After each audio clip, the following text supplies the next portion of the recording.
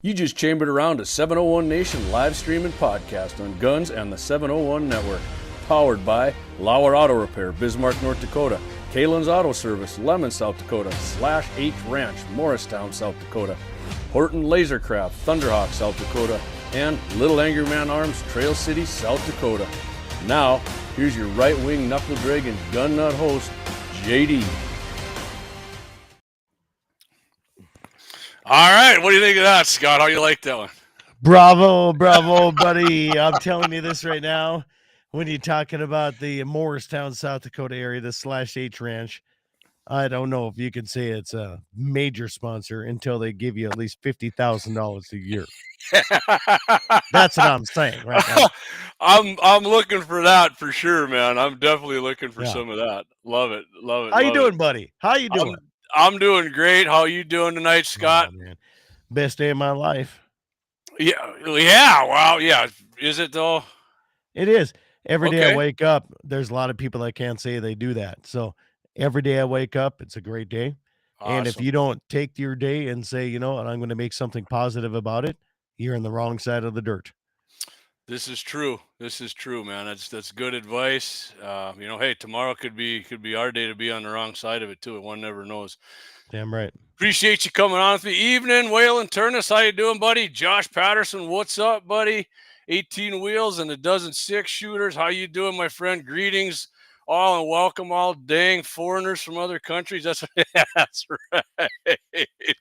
Welcome the foreigners just as long as they're on our team, right? That's all I care about. I got a lot of foreigners around this country. You know, there might be from Bowman County. Those are foreigners. Burley County, foreigners. You know, Wheeling from that Sioux County area, foreigner.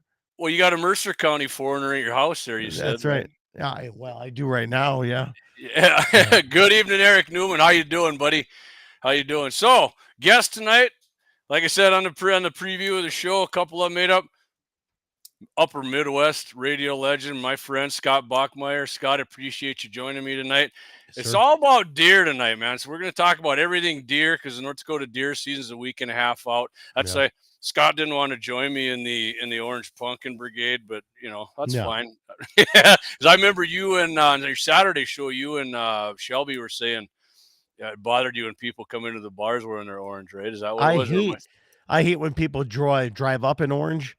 I hate when people go to town in orange. I hate when they come into the bar with orange. Take that shit off and just be like a regular person. You don't need to wear orange to buy somebody a drink. I'm usually wearing my orange hoodie, which is underneath my vest, and now I get and my cap. I usually wear my friend's blind guy cap, which is my favorite hunting cap actually. And but you know what bugs me is when people leave their orange cap or their stocking cap up on the dash and they drive around during the week when they're at work. I'm like, okay, we got it. It's deer season, man. We get it. You're hunting deer. You're trying to represent there. What's going? Good evening, Brian Warner, my fellow MVE. How you doing, my friend? Eric says I'm really a foreigner since I'm from the better of the Dakotas. What do you think of that, Scott? What's okay, better? So I lived in both the Dakotas, in opposite corners of East and West. Yeah, and I'll tell you this. I'll tell you this right now. If you're in Brookings, South Dakota, Madison, South Dakota, which I've never been there. There are some great people in Brookings and Madison.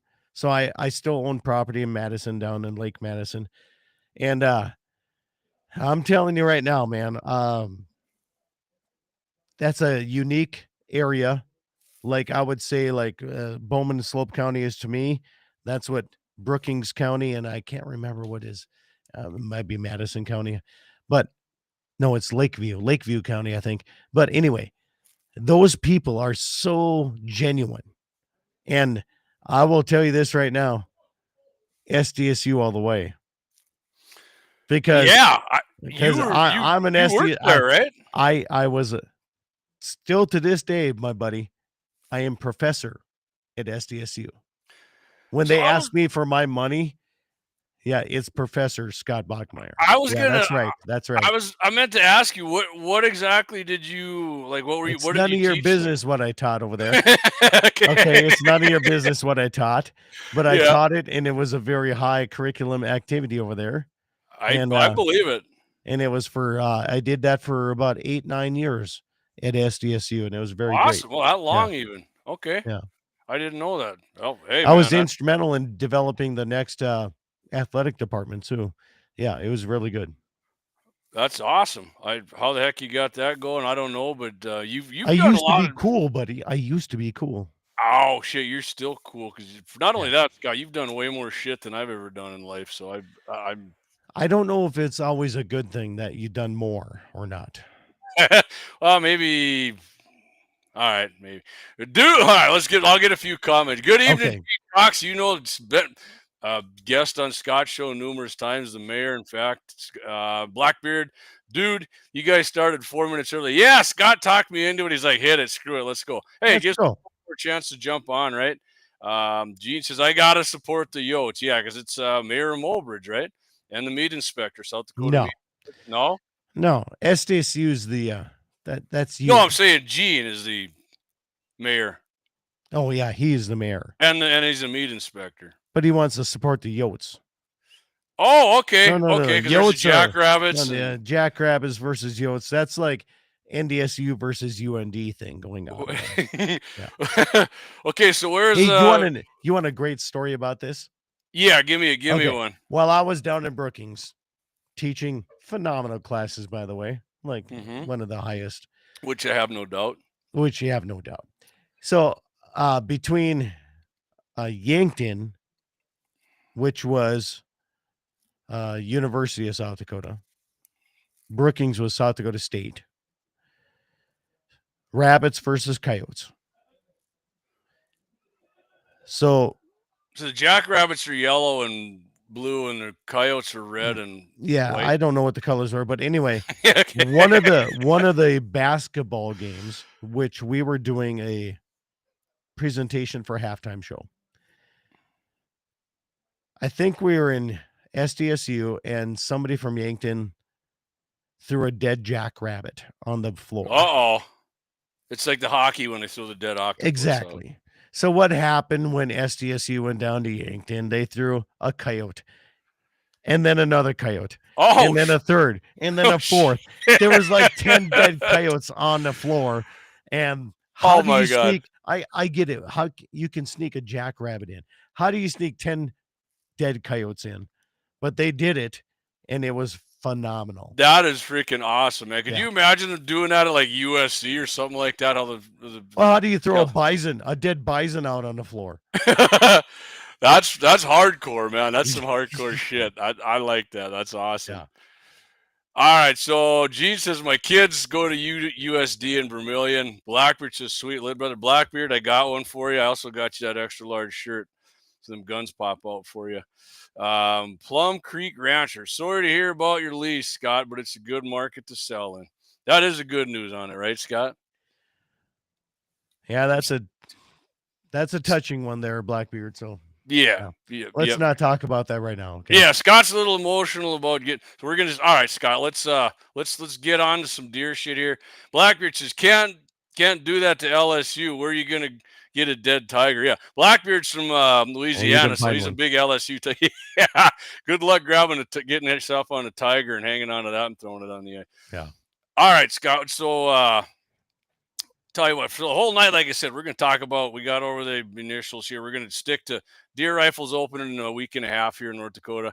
My favorite season, a lot of people's is bow, but Scott and I got a few things going. So Scott, what should we hit on first? Should we hit on the calibers or should we go on the aging the deer?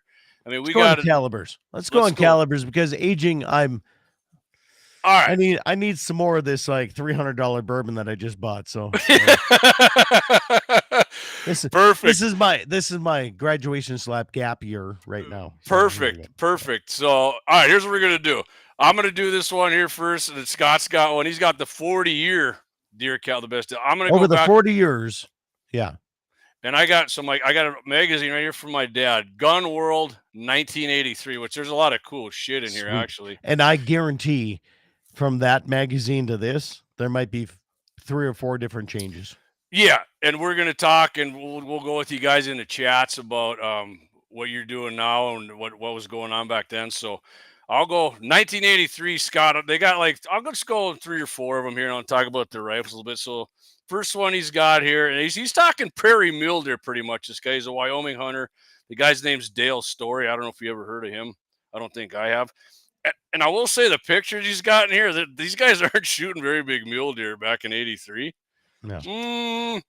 You know, and I do got a few pictures of Scott and I's mule deer that I'll put up here at some point, but whatever.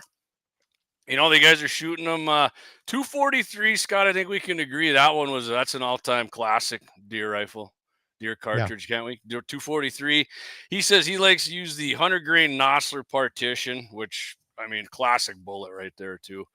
Out of his 243, that 100 grainer is going about 3,000. I like this too, what he said here. With this load, he says, even at 400 yards, a bullet's still going roughly 2,000. It has about 880 foot-pounds, which he says is plenty adequate to kill a deer. I mean, people nowadays, if it ain't 1,000, right, then you're an unethical son of a bitch, because you're not at 1,000 foot-pounds of energy. Yeah. Like a 357 Magnum at point blank range. What's like 130 some grain bullet, right? Is that what a 357 usually is? Yeah, Scott? it's like, yeah. Yeah, point blank range, the energy is like 350 foot-pounds of energy. So this thing at 243 is at 880. If you don't think you can kill a deer at point blank range, come on. Anyway, he's got that one. Of course, one of my all-time favorites next, the 308, Scott. And he says another good choice. I would say an excellent choice. And he's got a couple different bullets, but his main one's the 150, which to me, the 150 grain, if you're hunting, is a 308 bullet for sure. 308 Winchester, I'm saying, not 2820 velocity of a 24-incher. Yeah, that's about right. I mean, so see, that stuff didn't really change from then to now. I mean, the velocity of the 24-inch barrel is kind of the same. And then he's, this is funny too, what he says. I get a kick out of this. The 308 is chambered in every type of popular action made today, from single shots to semi-auto. So even in '83, when I was 12 years old, the 308 was still super popular, right?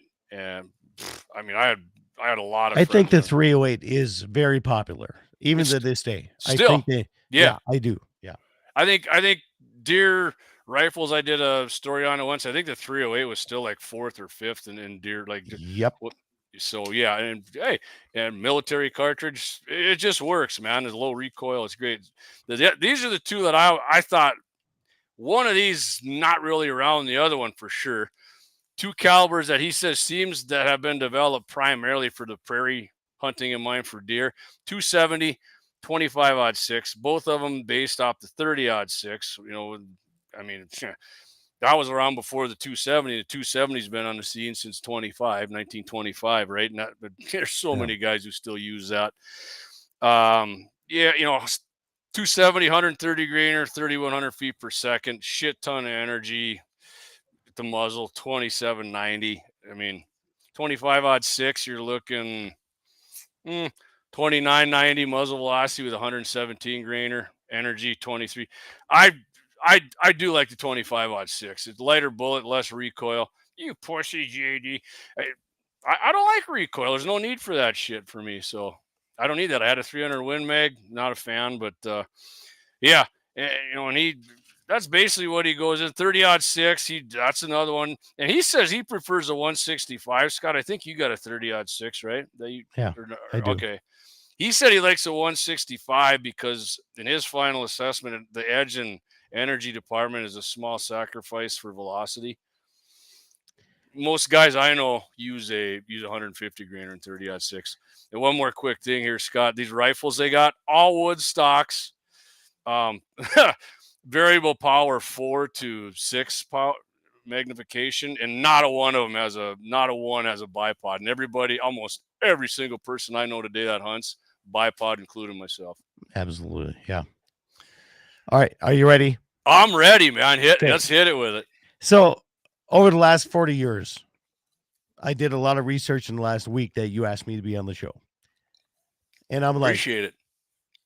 Over the last 40 years, what has changed in the calibers of hunting deer?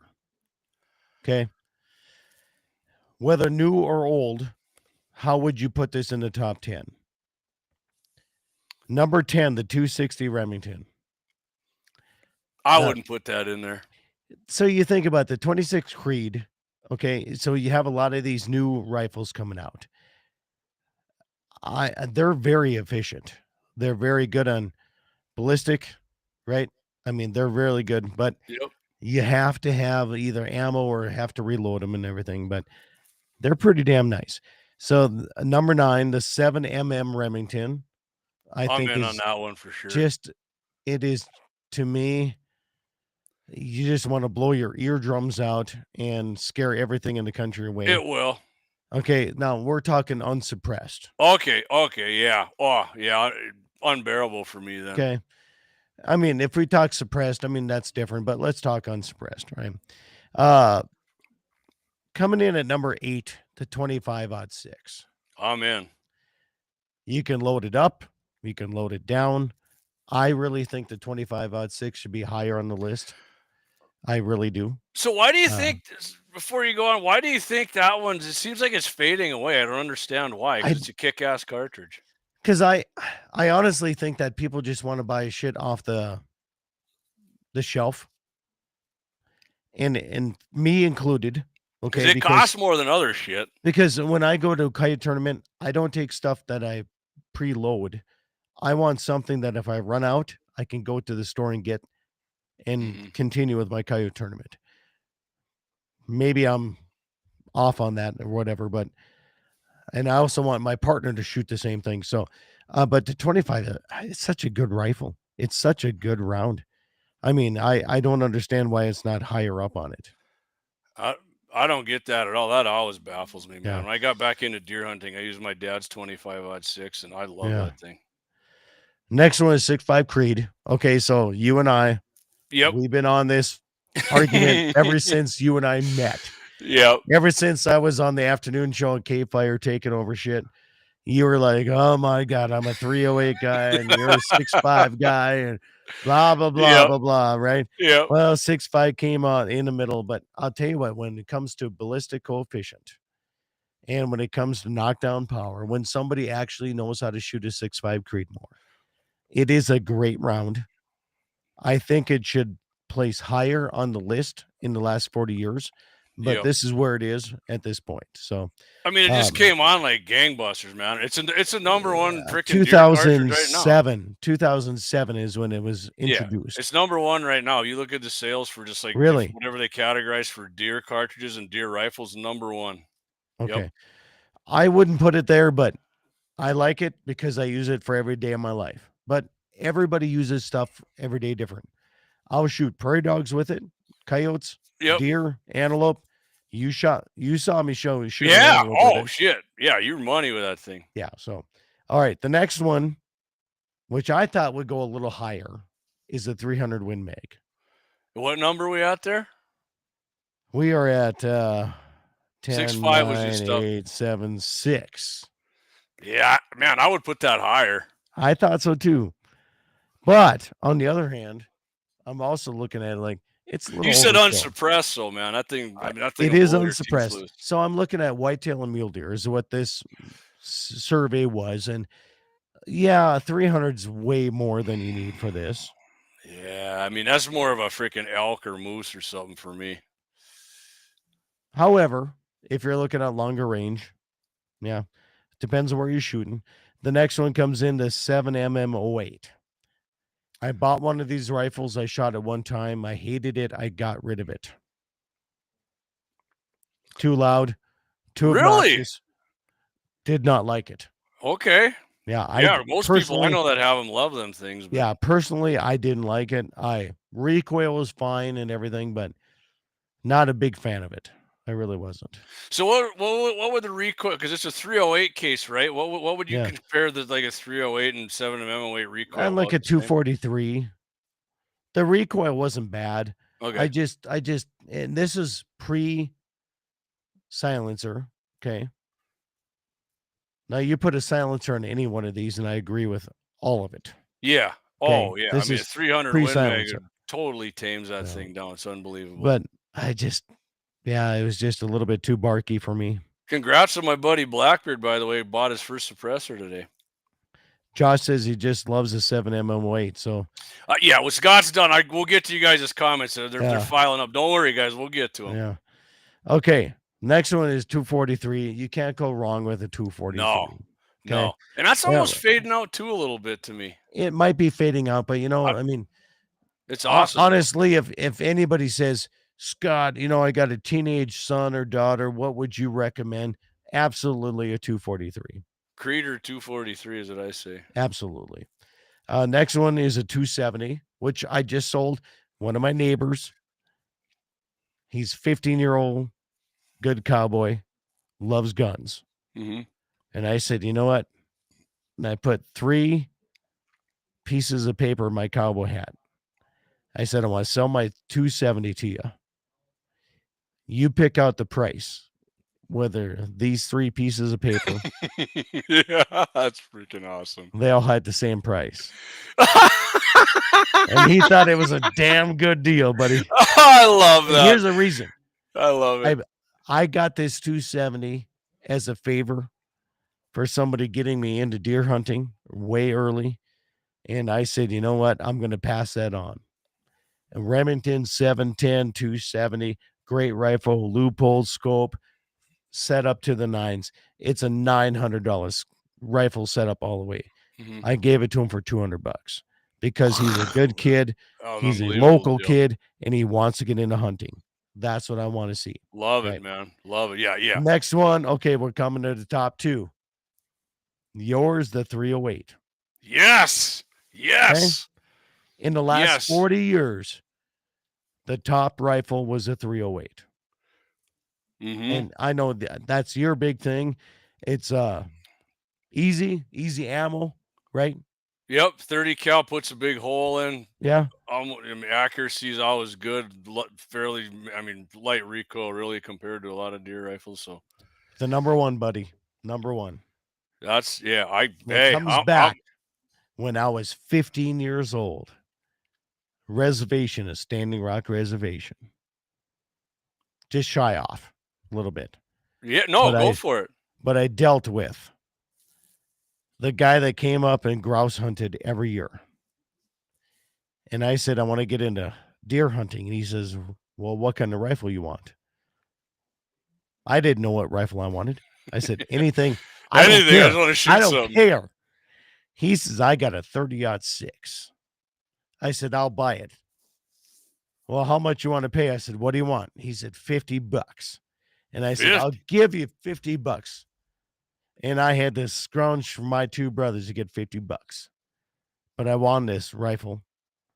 It was a 1903 Springfield in Chamberlain 30-06. Full military rifle with the flip-up sights, peep sights, everything, cleaning kit in the buttstock. To this day, it's in my safe. Number one in this 30-06 is the number one in the last 40 years that everybody still uses. I can't argue with that. Yeah. I can't argue with that, man. There's no doubt a 30-06 is, not one of my faves, but definitely, I'm in a far minority on that one. So love it. But when you buy it from, yeah. Oh yeah. You got it your first. Yeah. I wouldn't get rid of that either. I think I said it on your show, the first deer I ever killed, over by Dunn Center, 222 Savage, sitting right over here in the corner for my grandpa. So yeah, I'll probably never shoot it again, but it's never going anywhere either. So, I always got big plans. We're going to hang that in the garage. And all right, hold on, Scott. 823. I'll tell you what, we're going to hit our first. Okay.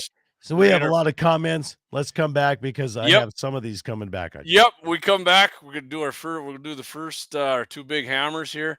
Yeah, and I'm gonna get it right this time. We'll do our 2 big hammers, come back, and then we're gonna get to your guys' comments and we'll break them down for sure. So Scott and I will be right back. Scott Bachmeier, Dakota Prairie Outdoors, JD here, 701 Nation.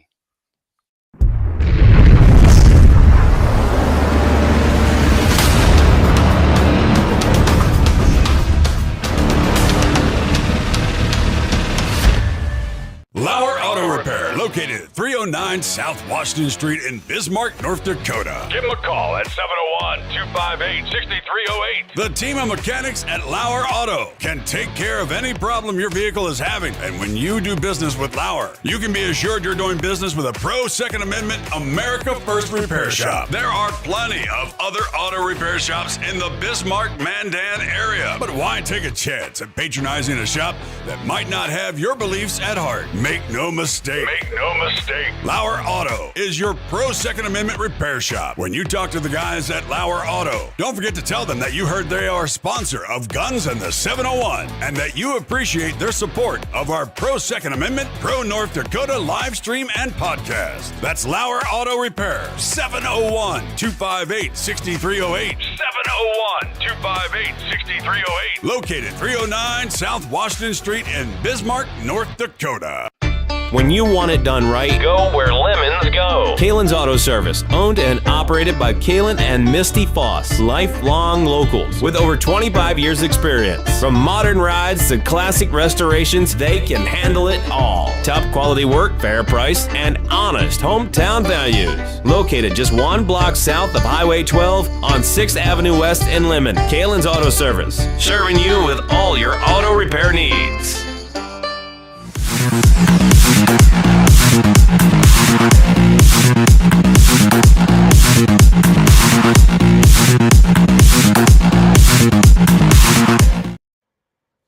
All right, JD back here, 701 Nation. Guest tonight, my buddy Scott Bachmeier from Dakota Prairie Outdoors, talking everything deer. We just had a big discussion, Scott, about the best deer cartridges over the last 40 years and how they compare to now.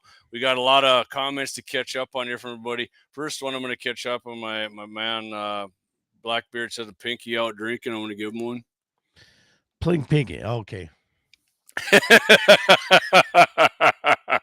There we go. We both got him the pinky out drinking, man. I love it. But remember I did that? Daryl said that when I called. I don't know what that means. I have no idea. You drinking your pinkies up? I don't know. I think. Whatever. Yeah. Well, Daryl gave me crap about it when I called into your show there when my buddy's son shot his deer out of the shack. And I told my son, man, I sent you the video later because you said I'm drinking your I know what it was. Your pumpkin spice latte with your pinky in here. And I said, I'll send you one later with a Coors Light, my pinky in here. So Josh Patterson, in 1983, I was still hanging around with my dad. One shot cap, 270, 130 grain soft point. Woof. Gene Cox, in my opinion, I think the 308 surged in popularity in the early 2000s. It probably did, yeah. Gene. Brian Warner, 25-06 is still my caliber. And Brian sent a picture. I forwarded to you, Scott. You see that? His dad shot that deer back in the 80s with 243. Yeah, nice muley buck there. Good evening, Dan Brown. Missed that one, buddy, from the Western Edge out there. Josh says, for some reason, the quarter bores are underrated. There it is right there. Yep, right there. Back her up here. There you go. There's Brian's dad. Got it hanging up. Oh, perfect. Love it, man. Love it. Love those old deer hunting pictures like that. I know I got some around. There's one somewhere in all my pictures. You know the thing, Jamie. Old-fashioned deer pictures, no camel. Right. 100%. I never wore camo. I wore just. I still don't wear camo. I think I do just because it's the same price as everything else. The only camo I wear is coyote hunting snow camo. That's it. Yeah, I mean, it's more of a just to show who we are thing rather than actually functional, in my opinion. You want to get into this? Let's go. Hold on. Let's get to some. Keep that. Okay. Let's get to this. We're going to get to these comments. I got a little pissed off at this. I got to set people with let's do it for sure. Yeah, on their show. Let's do it, but we're going to get to these. Okay. Gene said, no, I like it. Gene says, I may get a 260 now just because I don't have one. Okay. Yeah, I don't have one either. I'm not against anybody getting one. It's just not my favorite. Blackbeard says, I'm definitely partial to the 6.5. Me too. PRC, Creed, any of that stuff. I love it. 300 rum is my caliber, says Eric Newman, which I did see Eric shoot that out at one of the steel challenges. I'm wearing LSU gold is what he's okay. I mean, I'm a fan of LSU. Blackbeard, he's a fan of the 300 as well. Josh Patterson loved the 7mm08. I don't know, Josh, the way you were shooting that Creed at the Deer Rifle Steel Challenge over the weekend. I know you like that 7mm, but you did shoot that better than you have your 7mm08 in the last ones, buddy. Eric says, my wife and kids love their 7mm08. Gene Cox, iHeart the 7mm08. And by the way, you can catch Scott on iHeart too when he does a show, right? Scott, you on iHeart? That's right. I heard, baby. Yeah. What do you have? Blackbeard says, what do you have for an 8-year-old? 223, 100%. Yeah. My daughter freaking laid hers out at Clayton's, blew right through it at 210 yards through the heart, 50, smoked it. I mean, everybody's got to have a 223 anyways. It's the most popular cartridge in America by far. So not really. By sale for sure. By sale, but you said that it's God's cartridge, but God told me the other night that 6.5 Creedmoor was way better. Yeah, I mean, I'm not right. I'm not saying ballistically it's the best. I'm saying popularity wise and rifles and everything. No, you said God's cartridge, and I want to take you to the Catholic religion on this. So that's because God's country wins wars with that son of a bitch. Anyway, hang on, Scott. Hang on, we're gonna get there. Josh Patterson says the 243 is tried and true cartridge. Got my daughter one and my boy 6.5. One shot. Haven't sold any of my guns. Yeah, I mean, I'm guilty of selling guns. My safes get too full, and I'm just like, I'm never gonna shoot this thing. Josh says, that's awesome, Scott. Love it helping the youth out. That boy will remember that forever. 100%, man. That's the greatest part about that story, Scott. It doesn't matter what you sold it to him for. That kid's going to love that gun and have stories about it for the rest of his life, without a doubt. Without a doubt. Josh recommends a 6.5 Creed or 243 for Blackbeard. 6mm or 6.5 Grendel even. I would just get him a 223 until he can step up to something bigger. You don't have to, Blackbeard. You got like 3 of them. 270 is my first deer gun, says Gene Cox. It's a Remington 7600 pump. I'm being nostalgic and going to take it opening day. That's awesome, man. Love it. Nostalgia and deer hunting kind of go together, don't they, Scott, with a lot of shit? Yeah. Blackbeard loved that story too. Only one missing is the 280 rim, says yeah, that's a good one. Yeah. Everybody's got their favorite. It's just not dissing the 280, but it's just not that popular with more people. So here's the thing. We're not dissing any round. Right, okay? Right. Not at all. So people got to understand it's sacrilege to sell guns. I get that. I don't have any kids. I don't have any progeny after me. So when I see a young kid in my area that's interested in hunting or shooting stuff, and he comes up to me, he's like, oh my God, you should have seen I just shot a prairie dog at 500 yards and it flipped up and it starfished. And I'm like, you need this rifle, right? I mean, this is why I'm giving my rifles in a way to the next generation. It's not because I'm holding on to them for any special reason. I have no kids. This is where I'm going. And in my local area, if some kids want to get into this, man, I'm so happy for them. So if that sounds bad to somebody, I guess that's okay. I'll take that 100%. But it is so fun seeing these kids so interested in, I mean, they're just jacked, man. When I give that kid that 270, I said, you know what? I said, I know you want to buy it, but I want you to shoot it first. And he grabbed like 2 oil jugs. He's like, can I take these oil jugs out in your yard? I'm like, hey, I love that. I think you should take them 300 yards out into my yard and check it out. And he was just loving life, man. I mean, he was. So absolutely. That's what I'm doing. And this is my life. So people can say whatever, but I don't have kids and I don't have a hand-me-down thing. So I'm doing this for the kids that in my local area are truly interested about hunting. That's where they're going to go. Not only that, you've done for years the NRA thing too, right? You do the state rodeo. I do that. I do the NDRA. I do the NDRHARA, and I mean, I will support any shooting event out there.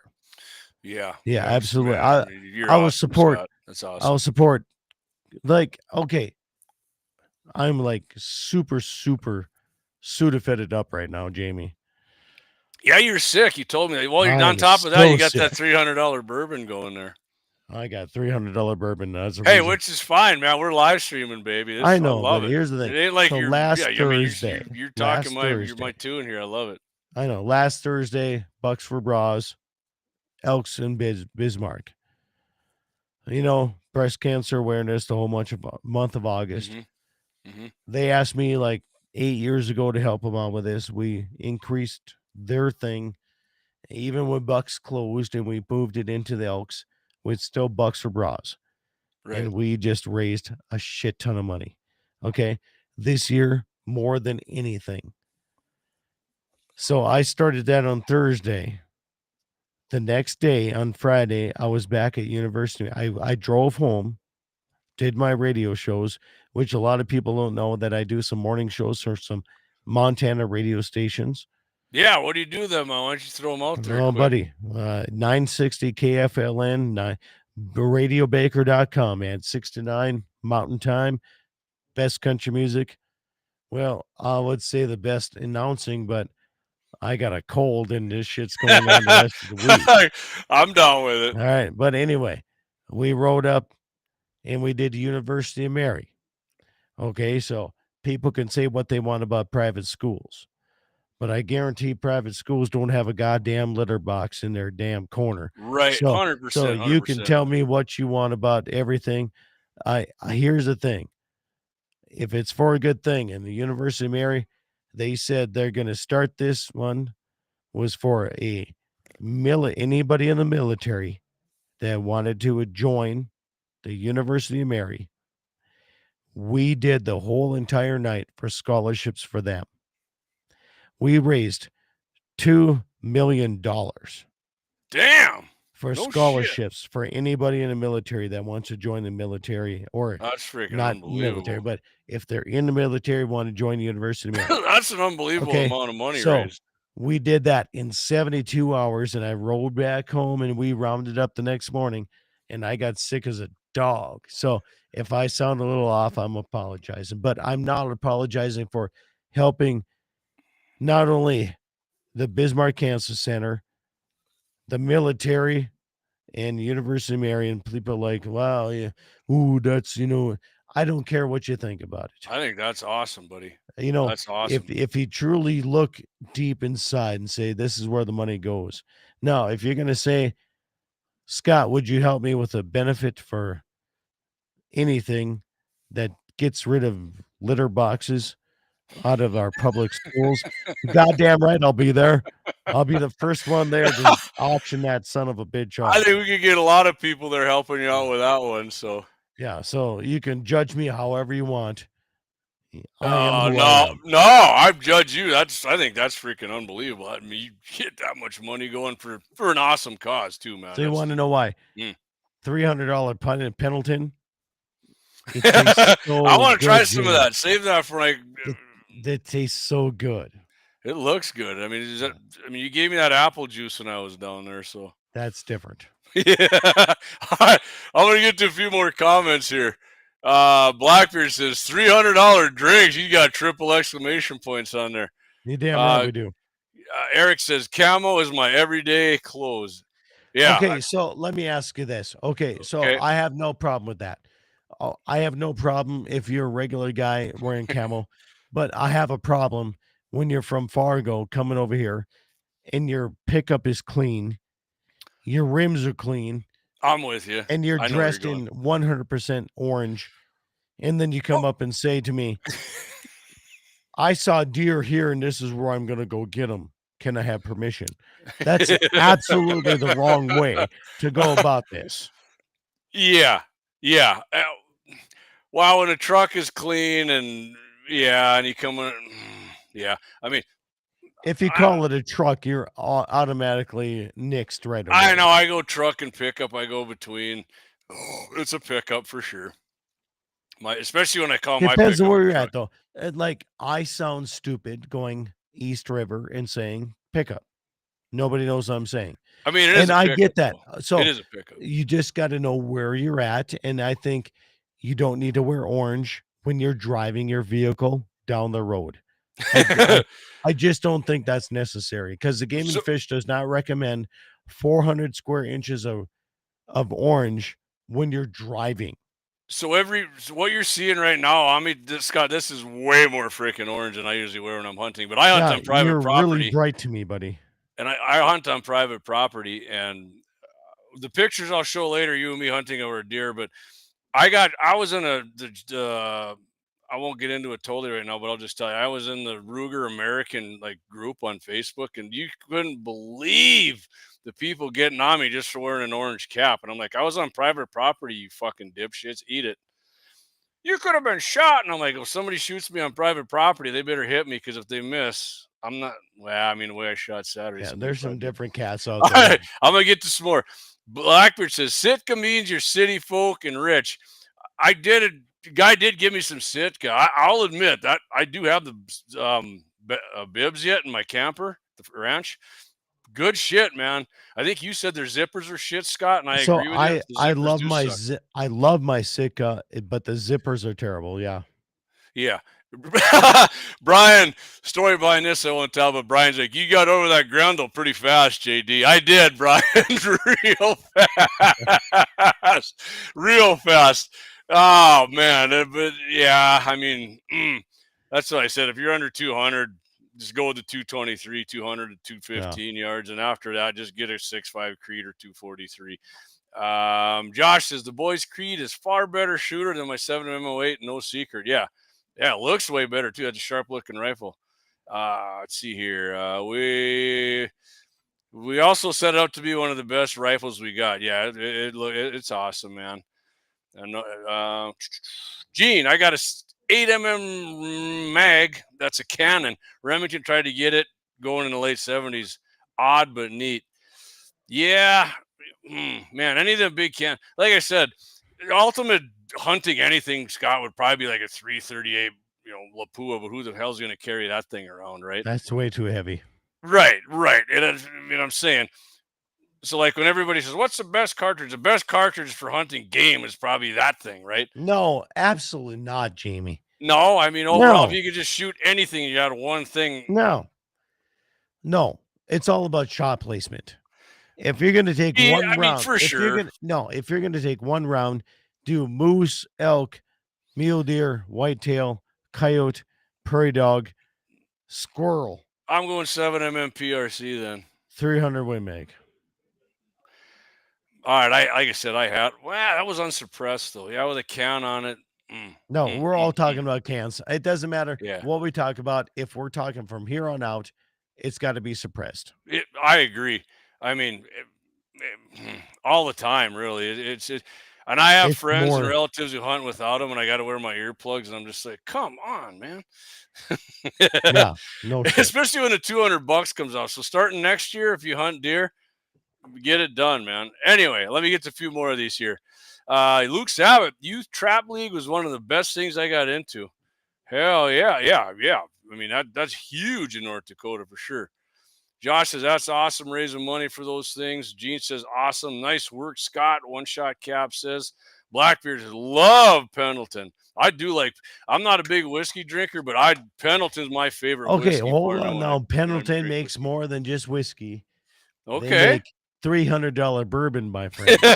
I'm not a bourbon and when fan. You're on your gap year, you can afford this. I will drink bourbon, but it's so tasty. Pendleton whiskey is my favorite. If I drink whiskey, which I don't very often, 100% it's going to be Pendleton. Justin Latinsky, good evening, 701Nation. Good evening, Justin. Thanks for jumping in, buddy. Luke Sabat, my grandfather was a big fisherman. Every time we asked permission to hunt, he had a big bag of fresh walleye to show appreciation.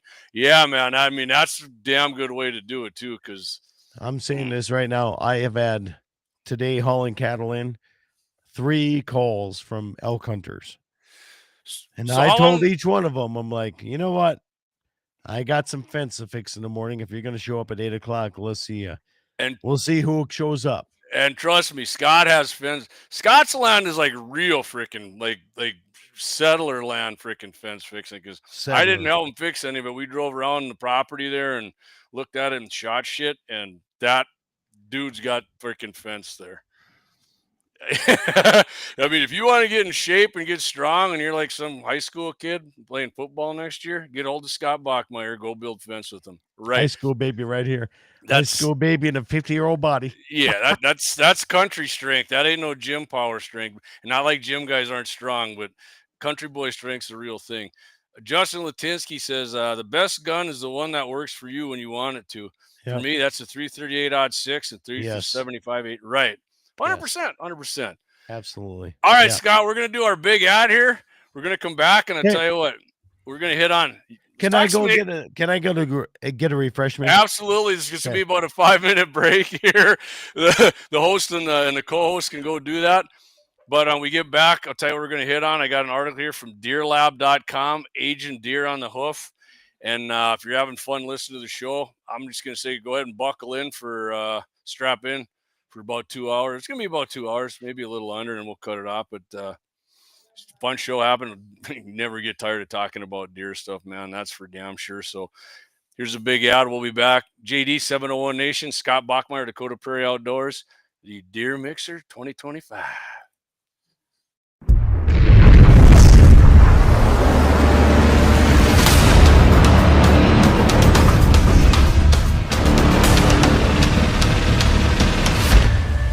Lauer Auto Repair, located at 309 South Washington Street in Bismarck, North Dakota. Give them a call at 701-258-6308. The team of mechanics at Lauer Auto can take care of any problem your vehicle is having. And when you do business with Lauer, you can be assured you're doing business with a pro Second Amendment America First repair shop. There are plenty of other auto repair shops in the Bismarck-Mandan area. But why take a chance at patronizing a shop that might not have your beliefs at heart? Make no mistake. Lauer Auto is your pro Second Amendment repair shop. When you talk to the guys at Lauer Auto, don't forget to tell them that you heard they are a sponsor of Guns and the 701 and that you appreciate their support of our pro Second Amendment, pro North Dakota live stream and podcast. That's Lauer Auto Repair, 701-258-6308. 701-258-6308. Located 309 South Washington Street in Bismarck, North Dakota. When you want it done right, Go where lemons go. KALON'S Auto Service, owned and operated by Kalon and Misty Foss, lifelong locals with over 25 years experience. From modern rides to classic restorations, they can handle it all. Top quality work, fair price, and honest hometown values. Located just 1 block south of Highway 12 on 6th Avenue West in Lemmon. KALON'S Auto Service, serving you with all your auto repair needs. For the best gun gear for every and any situation, Little Angry Man Arms LLC has you covered. Top-notch guns from top-name brands like Winchester, Glock, Sig Sauer, and Ruger to essential extras from Magpul's, Streamlight, Hollow, Sun Optics, and more. Little Angry Man Arms LLC have everything to make your shooting adventures a success. Visit littleangrymanarms.com today and gear up for your next big hunt, competition, or home defense. Don't miss out on our exclusive deals. Little Angry Man Arms LLC, based in Trail City, South Dakota, your ultimate hunting partner. At Horton LaserCraft, we believe in the power of personalization. Whether it's a cherished memory, a special occasion, or a unique gift, our custom laser engraving brings your vision to life. Our expert craftsmen and state-of-the-art technology ensure every piece is a work of art. From personalized decor to one-of-a-kind keepsakes, Horton LaserCraft makes every moment unforgettable. Horton LaserCraft is owned and operated by a local veteran and his wife located near Thunderhawk, South Dakota. They provide custom laser products at a reasonable price, and their turnaround time is fast and efficient. Custom board cutting, glassware, decanter sets, mugs, assorted stainless steel jewelry, assorted tags, decor, custom acrylic nightlights, and much, much more. Call them up at 605-545-7535. Horton LaserCraft, where memories are engraved.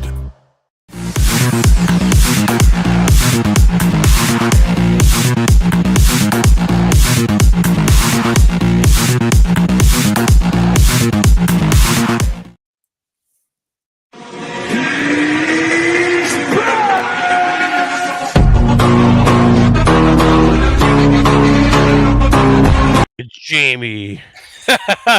Thanks to Deacons for making me look like a real badass on that little thing. I like still, that. why do you have that rifle, that pistol that shoots a bullet and never chambers? I don't understand this. I thought it was just shooting multiple rounds out of there. Isn't that what it was? I know doing? if you shoot multiple rounds, it never should be there close to the barrel. I mean, any gun guy, seriously, is watching this going, why is this happening? I don't know where the hell they I'm got going to be that, this but- guy every time you have me on a show. Then I'm going to be like, question this. Like, that is the dumbest thing, Jamie. Come on. That's the guys who run the video, not me. I mean, I got my video. You know, I played mine at the beginning of the show there. So Yours, you sent me this sexy text of these girls in bikinis. yeah, she's right behind us there. Absolutely. That's what I'm talking about. I mean, My wife that's didn't what like I'm this. talking about. That's normal. But a gun that does not chamber when it shoots, that's not normal. That's like a democratic thing. Maybe that's where it came from. You never know. Anyway, man, am I missing a? How do you like okay, it now? I got to the end of the comments. Hey, JD 701 Nation back here. Scott Bachmeier, Dakota Prairie Outdoors. We're doing the 2025 deer mixer. What the hell is a deer mixer, anyways, JD? A mixer's like a party where people get together and talk about shit. Like a bunch of people ask me, like, "What's a mixer?" So we call it a smoker over here. Yeah, I know what that means for sure. Mixer, smoker, same thing. Mm-hmm. Okay. Baker, Montana. Ancient. The biggest gun giveaway you'll ever see in your life. Hanging W meets Jake Wagner. Jake, he's going to be on this Saturday with me. I'll tell you this right now. Awesome. In Medora, the night before, November 7th. I got to get my calendar out here and make sure. So if you're wondering, Saturday, if you haven't seen Scott's show, which most of you should have, but 8 a.m. Central, 7 p.m. 7 a.m. Mountain, KFYR, and iHeart Radio, and of course your YouTube channel. What's your YouTube channel again, Scott? Dakota Prairie Outdoors Radio. Dakota Prairie Outdoors 883 or something like that, right? Dakota Prairie Outdoors Radio. Okay. I don't have any numbers in my stuff. I thought there was when I copied your link there and did that. Anyway. So Medora is November 7th. Baker's November 8th. So Medora has like 50 guns. Baker's got like 120 guns. It's guaranteed. If you're going to go there and win a gun or at least bid on one, you're going to walk away with a gun. It's amazing. Mm-hmm. Awesome. Everything is dealt within 20 miles of their area. So how far is Baker from Medora? Like if somebody wanted to hit it's about a 6-pack. Okay. All right. That's great. Yeah. And Jake, he sells a shit. I mean, you guys do you guys. I say you guys because you have him on to talk about it. But yeah, I mean, he does awesome with that, right? So here's the thing: is if you're looking at winning or trying to win any of these guns, whether it's military or once shot or collectibles, I mean, this guy puts it together. He really does. And not only that, but I mean, we try to do this for Medora and Baker, and everybody comes out here for hunting mule deer and they do their thing and they love the life, but it seems like local people usually win the money and they win the guns. But if you like strange stuff, 25-06, which isn't strange to you and me. Right. 6.5 300s. That's strange to me, even though rare, I like rare. I mean, lightning bolt. Yeah, lightning bolt. I mean, they're 22 creeds, 26 creeds. I mean, 28 creeds. One table wins all of them. Like that's great. Yeah, that's the thing. I mean, it's a huge thing. It lasts a long time. It's a long night, and you got to hear me auction all damn night. But that's not a bad thing. Ultimately, I mean, it's such a good party because we usually have a table in the middle, and we have a fun time, and we have like Ham's beer, which, like, if you're a real cool person, you're gonna drink that, and they bring that just specifically for us. So, join our table, come in, bid on guns, and some of them are going to be really, really cheap to win. Awesome. And hey, Brian Warner says he's going to be in Baker again. He said it's a good time. Yep. Nice. Josh Patterson says, I'll be listening Saturday from work. It's crunch time and the rain is putting us behind. I'll be listening Saturday unless We don't have rain yet. We didn't have rain yet We tonight. will be. I'm going up opener Friday. My uncle Dean's got his gratis tag. I'm going up there and meeting him. We're going to get in the shack about 10:30, 11. And that evening, my buddy John's coming up. He's also got a buck tag. My dad has a gratis tag as well. But Saturday morning, I promise you we'll be listening to the show unless we're putting a stock on something. I'm nothing better I like than sitting in my hunting shack listening to Dakota Prairie Outdoors Saturday morning. I appreciate that, man. Thank you. You bet, man. You know what, Jamie? You know what? When I was on KFYR years and years ago, we're talking like 17 years ago. Mm-hmm. And I took over the show and I told the guys, I'm like, we need to bring back What's on Your Mind. Yeah. This is like 2010. 2010. Yep. This 15 years ago. Yeah. Right? And I said, we need to do this. And he's like, okay. And we got a new general manager. He's no longer with us, but whatever. And 2011, the flood happened. Yeah. And my show went from zero to freaking hero. Yeah, I was going to say you had a huge show on that deal. Yeah, because of the flood. There's no reason for nothing besides that people know who I am and how you know who I am and anywhere. Oh, I knew who you were before. I know, but here's the thing: is like you just luck out sometimes, right? And I 100% agree that I lucked out during a disaster.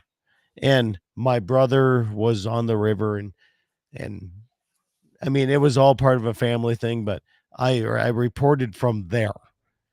Yeah, you were flying over out in Blackhawks and shit. Oh, yeah. Dalrymple. Yeah, it was, anyway. You're the one person that always called and said, you know what? I want to sit and have a beer with you. I was like, okay. And you're like, really? And you acted like these people in the radio weren't not to be touched or had a beer with. And I'm like, I'll have a fucking beer with you. Like all the goddamn day long, you know? So we met and then we met down at, I think that was the Buffalo Wild Wings in Bismarck. Dubs, yep. Yeah. Yep. 100%. And we sat there and we had a beer and we're like, and look where this came. This is a friendship that has blossomed to where we're expanding onto this. And, you know, and I don't know. I came down and hunted and shot prairie dogs. Absolutely. Well, you know, we do things together. We shot prairie dogs up at Grass to Be. We shot coyotes but that's right. Yeah. Yeah, we went around all over the place. You would play an and Gene, yeah. But you know where my heart was here in the western side of the state and doing what I do. Oh yeah. And we've never lost that side of it. So when people say, well, Scott, you know, you're kind of favoring the agricultural side of things. Yep, you're right. And if we're talking about hunting, and I agree with some hunting, yeah, you're right. But if I have an opinion about how those two meet and they don't meet, you and I have always been on the same page on this, and I appreciate that out of you 100%, Jamie. So, you know, these people talking about on the radio, they're waiting for one thing or another in the podcast. You know, they're going to get me 100%. Oh, yeah. You're real, man. Scott's real. When I met Scott, I felt like I'd known Scott for freaking my whole life, like my lifelong buddy, because him and I mesh so good. And I mean, he's just a good guy to talk to, and he's down to earth, and he's like you said, you're real, man. It ain't. I like that. I like that, and we to this day we're gonna get along, and I imagine as long as we're alive, we're probably gonna be friends. So. And the thing is, we have an open conversation. Yeah. It. I mean, the things Scott and I disagreed on are probably. And then that wasn't even that big. Well, you're a 308 shit that you went through. Yeah. I don't know. I understand what you were this big 308 guy and you were hating my 6'5", and now what do you shoot? 6'5". Yeah. You got that, and my dad got one, and man, I still love the 308. And the other thing was 6'5" is undeniably. Like, you and your wife thought I was a really cool guy, and you didn't think I was, and now you and your wife both think I'm a really cool guy. So that's right. Cool. That's right. Yeah, you came here a couple of times. We made sausage, and we were bullshitting. Yeah, damn right. I made your wife sausage. Yeah. And then I smoked it. She's not listening, is she? Nah, she Okay, don't listen to my perfect. show. That's right, Does baby. Dixie listen to your show? She's right across the window. Oh, all right, and- Dixie. Appreciate And that. she's appreciating nothing else. Now my wife listens now and then, but she So gets mad. do you see these windows, Jamie? You've been here. I seen Jesse walking by back Yeah, that's Jesse's back. Yeah. there. They're very I've thin. slept on the other side of it on your couch a few times, actually. You so. have apple juice in the morning. Yeah, I was upstairs there. Yeah, Scott told me it was apple juice. It was not apple juice. It was Pendleton, and I did finish it. So, and then we went shop prairie Same dogs. thing. Yeah, Welcome to Slope County. All right. So Gene says Baker again, long drive but fun. So he's coming there. All right. So Gene's coming, and Gene's a great guy, and he's willing to spend some money because he knows his old school rifles. And that 21 flask rifle, there's like 50% of those things that are really, really old school. And then Jake even has he's got some like Teddy Roosevelt stuff there. I mean, it's crazy. Teddy was actually hunted on his lever gun, some of them with the can. He was like the original. Yeah. Yeah. So, I know you like the Marquis better than Teddy, but I don't know. Not a big Teddy fan. I don't know if Marquis was rolling around I'm with a can on his gun. I'm not a big Marquis fan. I'm just saying both of those son of bitches lied to shoot as much as they wanted, but if Game and Fish was around, both of those son of bitches would be who scout in the goddamn handcuffs. Oh yeah. Yeah. I'm more than likely. I'm not going to disagree with you. You're probably right. I never looked into, as much as they like to shoot shit, Oh yeah. All right. Anyways. All right. Let's get into a little article here. Deerlab.com. Aging deer on the hoof. We're going to take these suckers up to 6.5+ years. Yeah. They got the aging, and then they got a little tidbit about them. It ain't going to be that long, and then we're done with this. We can get into some deer bullets and some other stuff, some optics. But so, right, Scott, everybody, how old are you? Another year, just another year. If you see a deer, Scott, do you know if it looks old or not? Right, I can tell what an older deer looks like by now. And I'm not saying I know when it's middle age for sure. I'm not saying a real old one I can tell, but can you, in your opinion, if you see one, I can't go like, yep, that one's 4. Yep, that one's 2.5. I can't do that. But yeah. Okay, so I said there's some people that can truly do that because they're indeed. Wayne Muth is one of them. Cameras and everything. Yeah, Wayne Muth is one of them. Myself, I can tell if they're 2 to 3 or they're 5 to 6 or older than that. Yeah. That's my judgment. Yeah. Yeah, I can give you a general young, middle-aged, or old. Yeah, so, exactly. Yeah. So, all right. So this, like I said, this breaks it down pretty good, man. This is I like this because it keeps it short and they get right to their shit here. So, 1.5-year-old buck, also referred to as a yearling, resembles a small doe with antlers. Antler sizes reach approximately 20 to 30% of overall potential and is likely a spike, 4-pointer, 6-pointer. These guys are from the south, right? Because we go 3x3, 4x4. Or a very small 8-pointer. Regardless, the spread for younger deer will remain inside the ears. The head appears long and slender, body weight distribution more towards the rear end. Back line appears sloped downward from the back to front. Belly and back do not sag. The deer's neck, pencil neck, like Adam Schiff, pencil neck, Schiff. Legs seem to be very long compared to their torso. Tarsal glands lightly stained. Man, I don't even know if they're lightly stained when I see them when they're that young. You know where they are, but yeah, and something when I see, I would not, even Scott, when I take a young person hunting, I'm like, no, you're not shooting. Just let it go, right? They're you can tell. There's no doubt. It just looks, just don't even, eat your tag if you got one. Okay, 2.5-year-old buck here. Once a buck reaches 2.5-year-old status, it's synonymous with large does with antlers. That's a good characterization of it, I would say. It often grows antlers with a spread just inside, at, or just outside the ears, likely sporting 50 to 60% of its lifetime antler potential. Often it grows between 6 and 10 points with typical average numbers of 8 points. Just a point whole total count makes me laugh when I do it just because where I grew up. The head is still long and slender. Body weight distribution shows a heavier rump than the front end. The age bracket has a back line that slopes from the rump to the shoulders but has no sagging of the belly. The buck is generally slightly more muscular than the year before, but no severe neck swelling occurs. The legs still look tiny. Tarsal glands somewhat stained. You don't want to grab the tarsal stains when you load a deer up either. I don't care if they're young or old when the rut's going on. If you got a nice pair of gloves, don't do it. I carry rubber gloves. Scott gives me shit about my rubber gloves. I don't. I carry them too. When I load a deer up, I get the gloves out, especially if I'm the back leg guy. I get the glove. I take my good gloves off. Get the glands.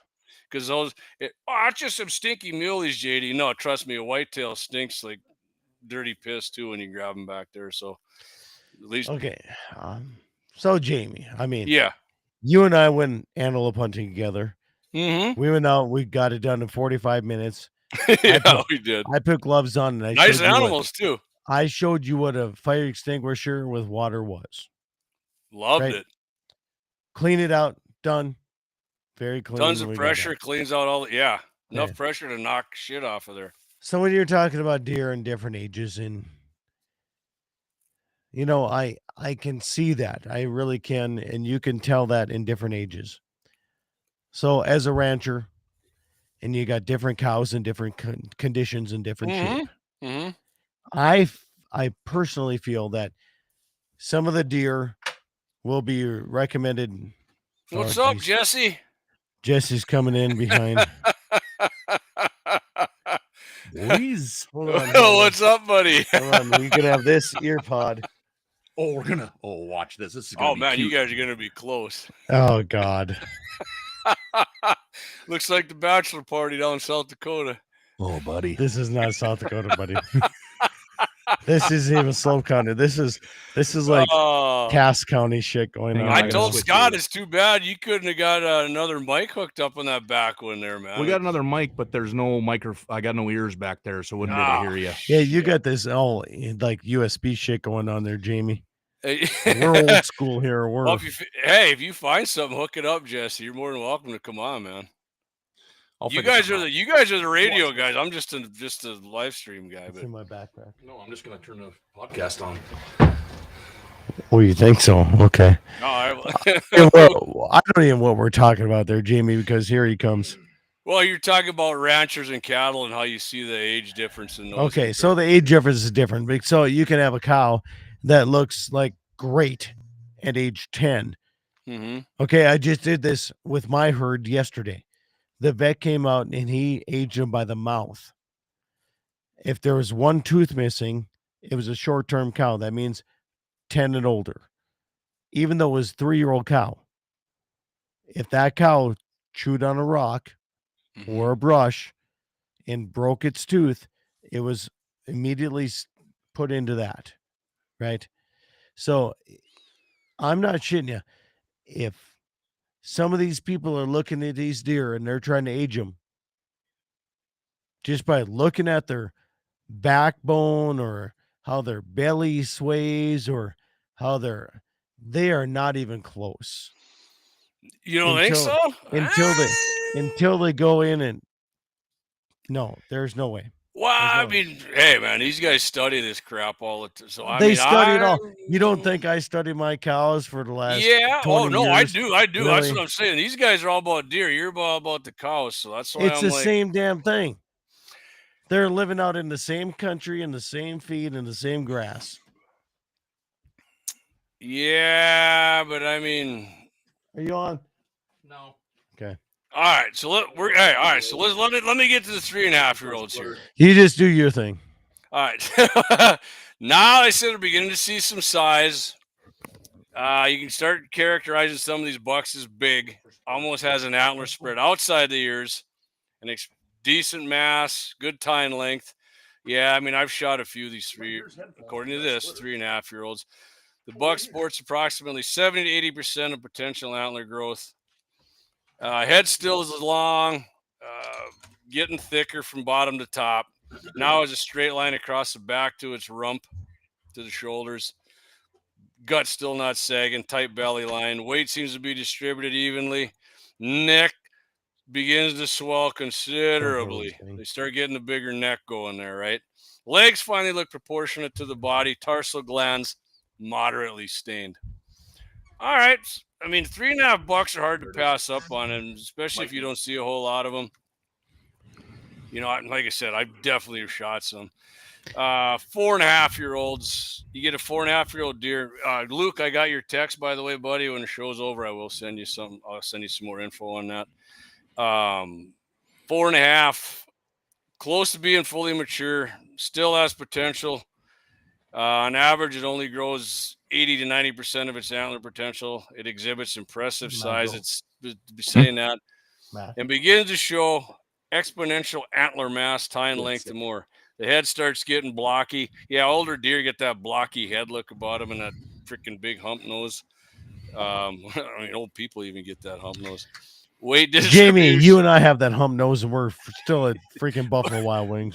Mine's for getting punched probably a few times, and I didn't move enough. Jesse, you got her hooked up back there? Yeah, buddy. I got eaters. Oh, bring me up. Awesome, man. All So, right. Yeah, add something, buddy.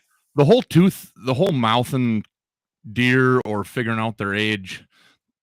To get an actual age on a deer, I guess there's probably some science behind it, but if I shoot a deer, if I'm looking at a deer through a scope or a spotting scope, the first thing, especially on a mule deer, that I look at is I look at their face.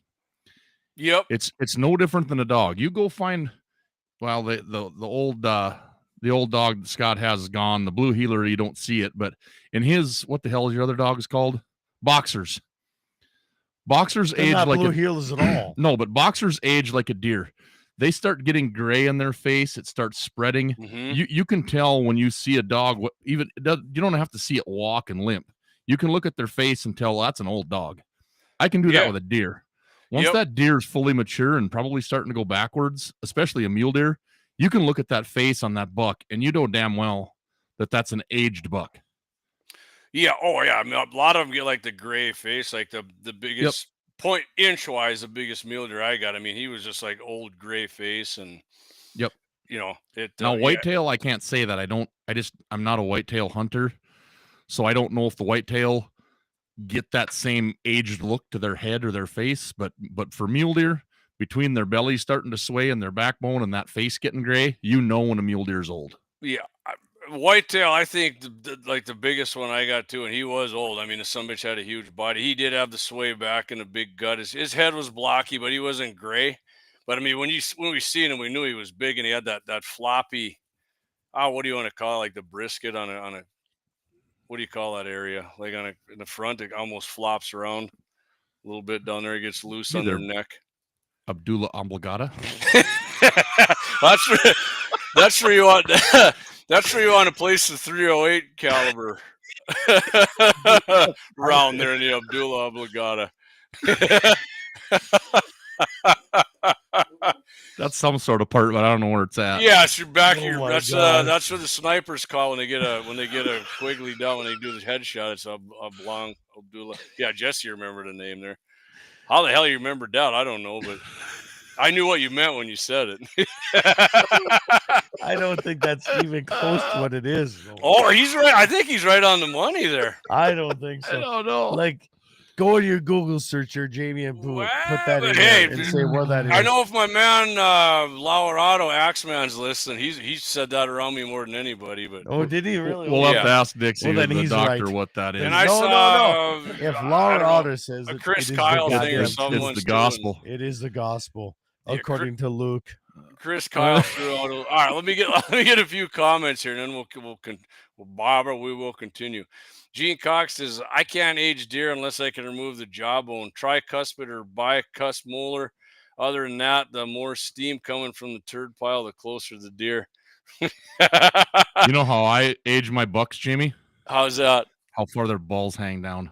They're just like us, aren't they? It is true. Older bucks have a huge beanbag on them, man. There's no doubt. You turn them over and you're like, man, look at the beanbag on this sucker. There's no doubt about it. From water, boy, that's where, okay, man, I don't know about that. No, All who right. said water boy? Who The called Ogula Baba- I know. The Yeah. guy Axe said said who that. knew it. That's what why the alligator Yeah. makes his happiness from. Because they got a tiny Abdullah Oblongata. I mean, yeah, Jesse's got it down, man. If you looked at it, I guarantee you the snipers use that. That's a headshot for him because it puts Yeah, lights Jesse out on doesn't have everybody. shit down, so just It's stop it. shaped like a plum or something in the lower part in the back. Base of the brain. There you go. See, yeah, Jesse, he knows. He's I knew sniping. what it was, but I knew it wasn't the hanging down anything on a deer's neck. Boy, Yeah, toward the that's in the bottom of front. the The throat. Abdullah's in the brain. Abdullah Unblocked is in the brain. But anyway, let's go on the 5.5-year-old here. No hunter can argue that a 5.5-year-old deer isn't mature. I bet you I know some that can. The animal is not this guy, but I know some that can. The animal expresses most of its antler potential, sporting about 90% of it, and its body is huge. Antlers generally display incredible mass, beam length, tine length, etc.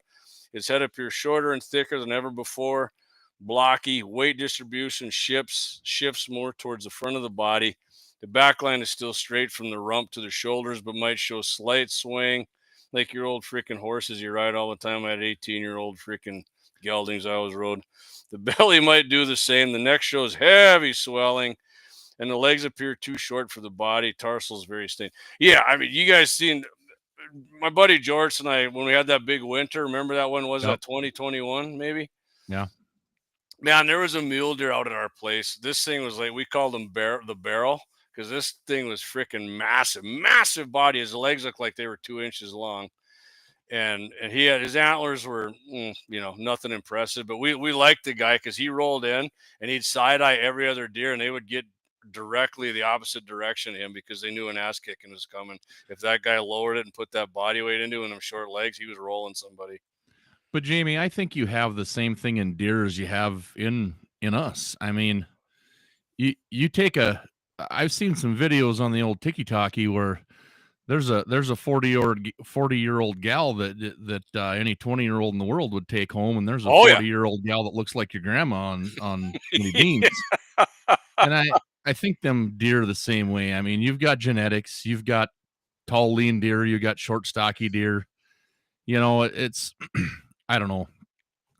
The body condition can go by. You take a mule deer down here at Scott's that's living on these clay buttes and living on brush. Yep. And compare them to the deer that are up there between your place and Schrieffer's and the lake north of Hazen. Yeah, tons of shit. The mule deer up in our country look completely different than the mule deer down here. And it has to do with their diet. It has to do with the ground they have to navigate. And the penis balls and everything. Yeah. We get rid of those after we shoot them. They're bigger sacks up there because they don't got to try as hard. That's what I always say. Yeah. Okay, you're Jesse, you're 100% right. I mean, nutrition and that, like, everybody's like, oh, they stink. And I'm like, you can shoot a whitetail that lives around mule deer in northeast Wyoming or central Wyoming, and they stink just like a mule deer because they're eating the same shit. It's not. Yeah, they're not living off of cornfields and soybeans up in Mercer County. Nice green, especially this year. Nice green alfalfa. The deer are going to taste really delicious this year because they're still eating green stuff. Here, hold on. Let me read this before we continue. Dan Brown out here on the western edge. Dan is freaking a stud out here in the western edge. Yes, he is. Not only that, he's got the longest penis in everybody in the western North and South Dakota. There you go, Dan. Free advertising, Dan. That's right. Right. I mean, everybody knew that at the NRA banquets. Dan says medulla oblongata. Your medullum is the bottommost part of your brain. Its location means it's where your brain and spinal cord connect, making it a key conduit for nerve signals to and from your body. It also helps control vital processes like your heartbeat, breathing, and blood pressure. Yeah, that's what I said. The snipers hit that. It's light. They said it's lights out. I know, but this is why Dan Brown has this on. Like, he has this controlled in his brain, and this is why his wife is like. Well, wasn't Dan on the sniper team there for the sheriff's department? I don't know what he is, but he is like still to this day Dickinson's most erect guy. He's got a high testosterone count. Very high testosterone. Well, from his Abdullah Gombalaba. His medulla. What was that in English? What he saying? Abdullah Oblongata. Okay. All right, one-shot captures. You ever tried deer oysters. Squeeze the juice out first. Yummy. Hell no. Why would I you want to haven't. do that? I have There's not. so I've many eaten- good things. That's a good idea. No, I've eaten Yeah, it plenty of is. Rocky Mountain No. oysters, but there's so many good things in life. Why would you do that? It's no different than Rocky Mountain oysters I out don't of care. cattle. Why would you want to do that, dude? That's so stupid. I mean, there's so many good parts of a beef cow. We're I mean, now wait. listening to the most homophobic person in the world. I don't care. I'm not scared of homophobic. I'm just saying it's goddamn natural to not do that stupid shit. So whoever gets Gotta use it all. whoever gets a buck this year, go ahead and if you're eating Rocky Mountain oysters, go ahead and try it with deer and let us know if it tastes the same. On it. Slap it right on your face, there, Jamie. Oh, you got a buck tag, Jesse? Nope, I got a bow tag. Oh, no, okay. So do I. I got a well, sort of. You I know got how a you crossbow tag. guarantee, Jamie? You guarantee you're not going to get a buck tag? How? You missed the deadline for your application. You know how you guarantee you're not going to get a buck tag on a gratis owner? How? Turn it in. Be Scott Bachmeier because Game of Fish doesn't like you. That really sucks. Yeah, I put mine in right away. As soon as it comes out, I just do it and get it over with. And I know they like you though. I didn't get a buck tag this year or last year. I know, but you still stroked it. I didn't stroke it in the shooting contest either we had on Saturday. So if anybody missed that, by the way, you can check the second. Yeah, I got to go look at that. I like your shooting. Annual. One of these days, I'm going to get over there for one of your shooting contests. Well, in January or February, we're doing the coyote steal again, Jesse. And Oh, make sure you let me know a little bit ahead of time. I hope Karina. yeah, doesn't we have kind of games. jumped I on wanna- this one. I agree. We didn't Yeah. give people a lot of heads up, and I apologize for that. But we'll definitely give you a month or so heads It's up. just tough with my girls in 6th and 8th grade and all the dang sports now. I Oh, don't have a understandable. lot of free time. It's crazy. I got kids in sports too, tennis, volleyball, and all. Yep. So hear me out on this one before we continue on some deer shit. Here's my idea on a coyote one, right? So I'm not gonna lie to you guys. When we do these contests, most people sit there and aim for a long time, and I'm like, Start whatever shaking. you're aiming at's gone. So I want to take Dougie's shot timer on the coyote one and hit it, and you have to drop down within the timer goes off within like 8 seconds. Stand there. I don't care if you got turrets or if you got drop reticles or if you got what Scott's got. What's it called again, Scott? The Eliminator.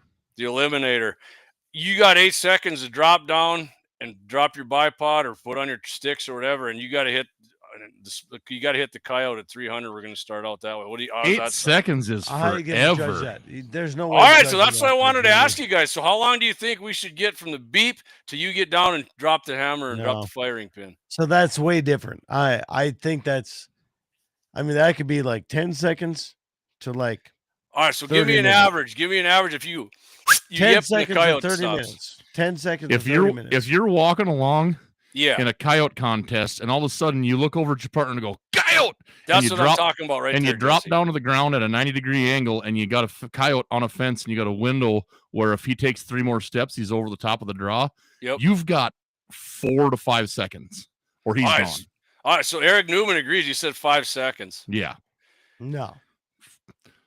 All right, so I'm gonna Yeah, do Keene. 8 seconds, and we do have the timer. Keene, Doug, North Dakota. Doug has the timer. We're gonna do it because I think people are taking too long to aim, and maybe Okay. Absolutely. I feel it depends on the terrain you're in. At 300 this is yards. gonna be flat out. This is gonna be flat. Straight Okay, out. if it's flat country, different than the country I'm in. Not at 300 yards, it ain't. Yes, it is. 300 yards in my country means like 800. No, no, that's not what we're talking about. You're talking a completely different thing. Yeah, I think Scott's on a different. Jesse's on the same thing I'm talking about. Like how long at 300 yards you got? If you yip and stop his ass, how long do you got? If you're standing there, you jump him like he said. If you're walking, like there's a yote. If you Okay, jump him, okay. Okay. if you take longer than 5-6 seconds, that coyote's running and gone. Okay. So you All right, shoot I'm that gonna coyote. give. Okay. So I'm giving hold 8 on. seconds. So you're gonna shoot that coyote in 8 seconds. Probably in my, not. Most people in are probably my gonna miss. country, where Jesse and I shot one across the country, and it was deeper than shit, and he shot it within 8 seconds. And we had to put that block in its mouth. And that block had to be put there within at least 30 minutes. We're not talking about that. We're talking about the time it takes to take the shot. I know, but I'm talking about coyote tournaments. That's what we're talking about. And you're gonna know the range of the target here, Scott. You're not gonna have to range. He's talking about somebody sitting there and waiting and waiting and waiting and waiting and aiming and aiming and aiming. No, we're talking about the coyote steel challenge. We're talking about how people take way too long in the scope, thinking and breathing and thinking and aiming and. Oh God, I better breathe again and just shoot the damn thing. Yeah, and the reason I missed in the steel, when you watch it, Jesse, you'll see the reason I missed, because I was like, I could throw a rock down there and hit this, and I jumped down and squeezed it off, and I hit the steel, but I didn't hit where I was supposed to, and I was like, well, that was embarrassing. And Dougie said, well, his challenges aren't rigged because he just missed. It's tough, Jamie, because for Scott and I hunting, and what he's getting to is, out here, you either have a 60-yard shot or a 560-yard shot. Yeah. So the time part of it is a little bit inconsequential out here. So what you're talking about is taking a 300-yard shot, known distance. Yep. You take somebody that's doing bench rest, or they're literally trying to hit a nickel-sized target at 300, 400, 500 yards. I even make it bigger now. We go 5-inch. Right. So a 5-inch target at 300 yards should not take very long. Right. You got one thing. Range is easy. You got one thing. Wind. Yeah, you already know the range. And even at 300 yards, wind is starting to become a factor, but it's still negligible. Yep. I'm going 8 seconds, and most people are saying 8 seconds in the comments here. That's a long time. Steve Lang said 8 seconds is generous. Old guy like me would like 8 seconds. Dan Brown says it takes an old guy a while to get down on the ground. Eric says 5 seconds. Yeah. Going back to Scott's argument about a coyote tournament. So if I jump a coyote and I don't know what direction he is from me at 300 yards or more, I have to take a breath to figure out what direction my wind is and make that adjustment. If I'm shooting a steel target, I know how far it is. I know where the wind is coming from. When I'm standing there watching everybody else shoot, I better already have that calculation in my mind. Yeah. So I lay down, I take a 7-inch lead on a non-moving target, and I know my range, and I squeeze the trigger. That can't take you more than 10 seconds, or otherwise hang her up and start drinking beer. All right, but we're doing that, man. We're going jump, 8. We're going 8. If you're walking to a set and you jump a coyote at 300 yards, you don't necessarily know what direction the wind is coming from. Yep. It could be coming from left or right. So that situation is going to take you over 10 seconds, most likely, because you got to do some quick calculating. But on steel, no way. Scott doesn't. Yeah. No. Steel. That's what I said. I think 8 seconds is being generous, but we're going to do it. I'll tell you this: if Jamie and Jesse and I are at my place, and we walk west of my house, and there's a coyote that gets up, I guarantee there is no 7 seconds between any shot, because it's a race. It is a damn race of what's happening, and it's going down. So don't tell me there's 10 seconds that you're going to decide this shit. No, you're going to shoot this shit right now, because that one needs to die. Yeah, that's why I was freaking asking, because you guys have killed and will kill far more coyotes than I ever will. So that's why I wanted an opinion from guys who, hey, and just like in real life, coyote comes up and takes over your deer hunt. The coyote conversation took over the deer talk. Oh, it's immediate coyote hunt. Yeah. You can. I'll tell you what. We can be feeding cows, Jamie. If we say coyote, it turns into a coyote hunting tournament. So why do you think that is? I love shooting coyotes, and everybody I know does, and you see them, and it jacks. Even when you got a buck tag, you're like, oh shit, there's a coyote. And I'm one of the few guys who will be Here's like, why. I got a buck tag, I'm not shooting. Here's why. But I'm 100% North Dakota Game and Fish. It's legal year round. That's part of it. That's part of it. It's a guaranteed game. And one, out of all the landowners in the nation, you're probably not going to be chewed out. Right. No matter where you're at. That's what I was going to say, Jamie, is out here the reason it happens is because we're out there deer hunting. We're trying to maybe get a big buck, but we're hunting for meat. I might have a doe tag. Mm-hmm. That doe or that buck isn't going to kill a $2,800 calf. Right.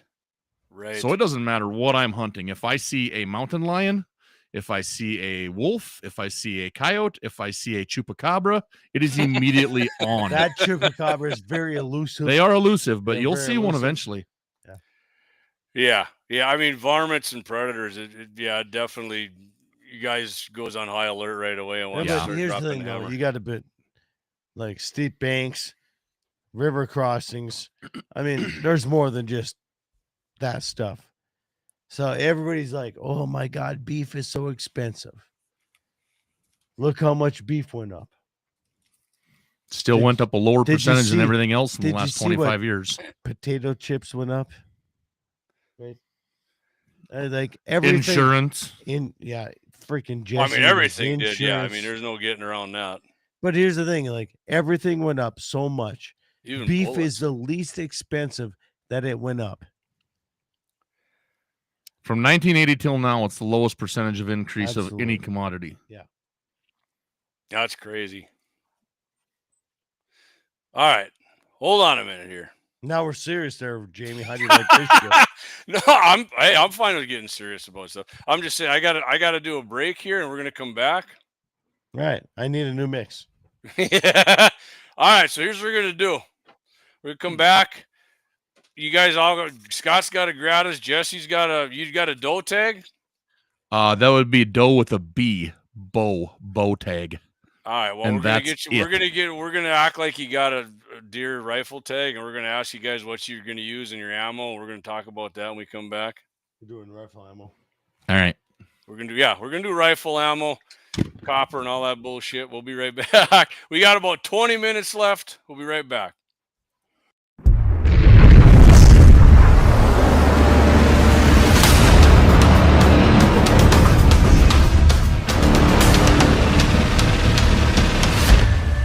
Lauer Auto Repair, located at 309 South Washington Street in Bismarck, North Dakota. Give them a call at 701-258-6308. The team of mechanics at Lauer Auto can take care of any problem your vehicle is having. And when you do business with Lauer, you can be assured you're doing business with a pro Second Amendment America First repair shop. There are plenty of other auto repair shops in the Bismarck-Mandan area. But why take a chance at patronizing a shop that might not have your beliefs at heart? Make no mistake.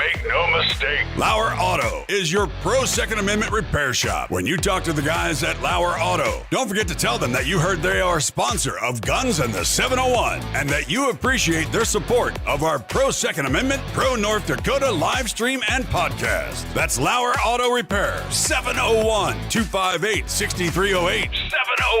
701-258-6308. Located 309 South Washington Street in Bismarck, North Dakota. When you want it done right, Go where lemons go. KALON'S Auto Service, owned and operated by KALON and Misty Foss, lifelong locals with over 25 years experience. From modern rides to classic restorations, they can handle it all. Top quality work, fair price, and honest hometown values. Located just one block south of Highway 12 on 6th Avenue West in Lemmon. KALON'S Auto Service, serving you with all your auto repair needs. For the best gun gear for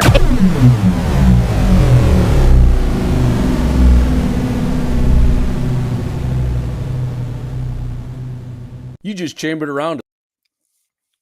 We back, baby. 701 Nation, Scott Bachmeier, Dakota Prairie Outdoors. Where's Jesse from Frontier Insurance? Oh, he's Amazing. coming here. He's seeing if he can get another drink. Okay. I don't know what this 1X thing is here that showed up on my screen. I don't know. There's yeah,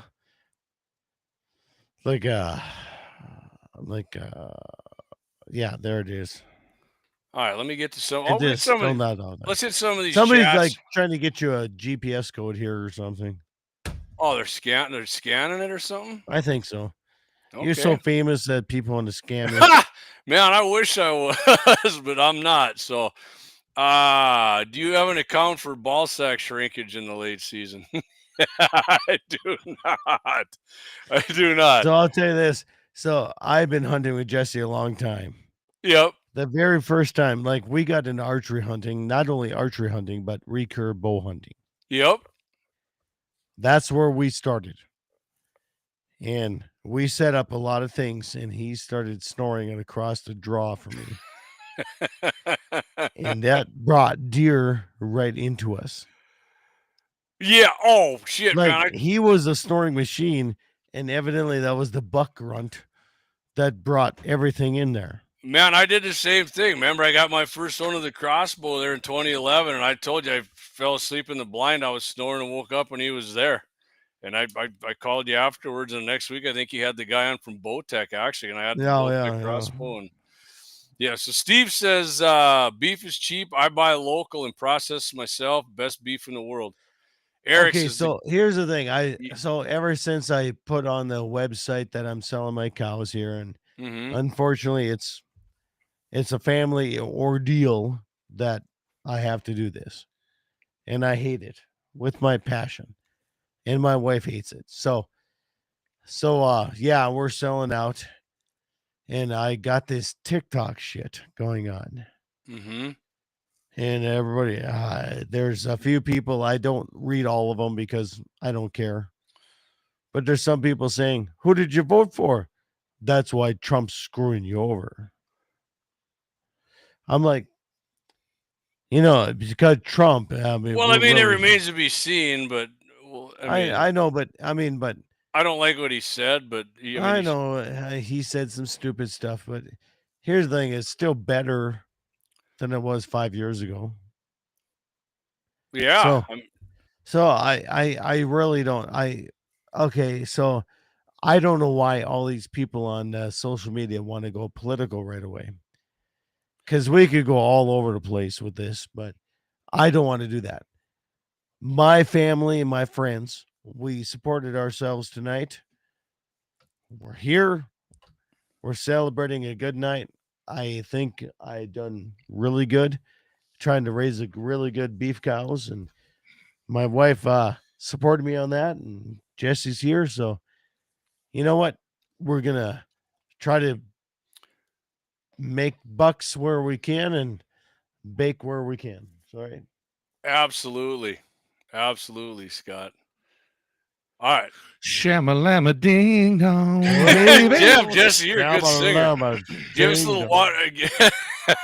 What was that last part? I didn't hear. I tried to help you out. I tried to do it on the backup and the bass, but I couldn't do it. Do it. It. Go. Which part? I don't care. I'll back it up. So we were in my sunshine.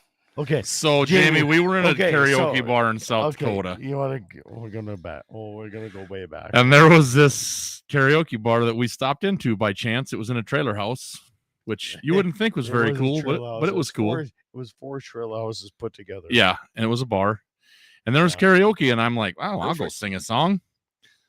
There was the most toothless hillbilly chick I've ever seen in my life. Okay, now hold on. Sat down in front of me on the floor, Indian style, and listened to me sing. And what did she say, Scott? I'm in love. No, yeah. No. Yeah, she said if something. If you could sing this, I'm in love. Are you gonna do something with that voice? My God. I looked at Scott and said, "We gotta go. No, we're out of here." You sing Josh Turner. You did not say I'm gonna go. You're saying I'm Josh Turner. No. Good thing it wasn't deer season. You were having shots. Josh Turner. It was rough. rough. All right. I'm gonna read another comment here, and then we're gonna get to what everybody's. Jamie's like, we're not even close to what his show is going on right now. Oh yeah, I got to keep shit on the rails a little bit. So Steve says Argentina was to sell us all their beef. It influences our beef market less than 2%. I think Trump knows that. We've been importing from them for a long time. Yeah. All the Argentina beef goes to McDonald's and Hardee's and Burger King. It has jack to do with what we do as domestic producers who produce the high quality. Yeah, I mean, American beef for sure is. Yeah, that's what I mean. Whatnot. I think they're importing that for burger to try and maybe Yeah, like I'm telling you, like from your a buddy guy who just doesn't said, raise beef, but it seems like they're trying to do that to lower the price of ground beef. like because your our buddy beef- just said, we've been importing from Argentina for 193 years. The media needs to shut their mouth and stay out of it. They influence and control things that are already going on. Well, They're just it's already going on. It's and so It's not like we shut down Argentina beef. We have not shut down that at all. in Trump's still first fucking term, there. he opened his mouth about suppressors a couple times and shit. I know. Right, but nothing happened. So I'm just like, all right, I'm just gonna let this play out because. You know. Hey Jamie, if I say you got a little flappy penis, is that going to hurt you tomorrow? No, exactly. basically. But everybody in the goddamn world thinks that's going to. Everybody's reactionary about everything right? now. Exactly. I'm gonna send Jamie a sympathy card tomorrow now. Oh, Jamie's got such a big penis. Do you got a fly Oh my swatter? god, it's so I big. do. It's a leather fly swatter. It's so big. What the hell is there that you're swatting? Wasps or something? Yeah, there is a wasp. I he's saw it swatting earlier. your wasps. All right. So, Jesse, imagine if you had a deer tag. What are you using this year to kill your deer in a week and a half? If you had a rifle tag, Most likely because it's what I've shot the most in the last, I don't know, almost 10 years. I've got a 6.5 Creed that goes everywhere with me. I shoot coyotes, I shoot prairie dogs, I shoot deer, I shoot everything. Mm-hmm. I've got a lot of other guns. I got a 6 Creedmoor, I got a 243. Oh, you know what though? Okay, Jamie. Okay. I take that back. I got a new gun that I really want to use. Okay. Last year, 50 cal. No, I don't have one of them. Last year at the Belfield Sportsman's Banquet, oh shit, I had a hell of a night. That's what I heard. Yeah, and I won a couple guns. Not only Belfield, but Medora too. He won. I have no. guns. That was Karina. That was my daughter. Yeah, right. I won a AR-10 30-06. Nice. And let me tell you, I'm not. You know, Jamie, I'm not a big AR guy. I'm not against them, but I've sold almost every AR. I got you. I've owned a lot of ARs. Yeah, I've sold them all. However, 30-06. I can tell you that this 30-06 AR, it's a tack driver. It's one of the better shooting rifles I have. Do you know what brand it is? Who made it? It is a Great Lakes, I think. Yeah, made in Michigan. Yeah, okay. Yeah. For sure. Yeah. I have a 6.5 Creed and a 30-06. I put aftermarket triggers in them because they came with mil-spec triggers. Anybody that thinks mil-spec triggers are the cat's meow are retarded. Yeah, they are. The 6.5 shoots for freaking Kamala. The 6.5 shoots okay, but that 30-06 will shoot at 100 yards. That 30-06 AR-10 shoots sub MOA. Damn. And probably shoots half MOA if I'm doing my job. It's crazy. It's probably one of the most accurate rifles I have. That's and it awesome. just I'm not an AR guy, and that thing has blown my mind. So it's heavy, but I might use that my next rifle tag. Are you gonna put suppressor on it?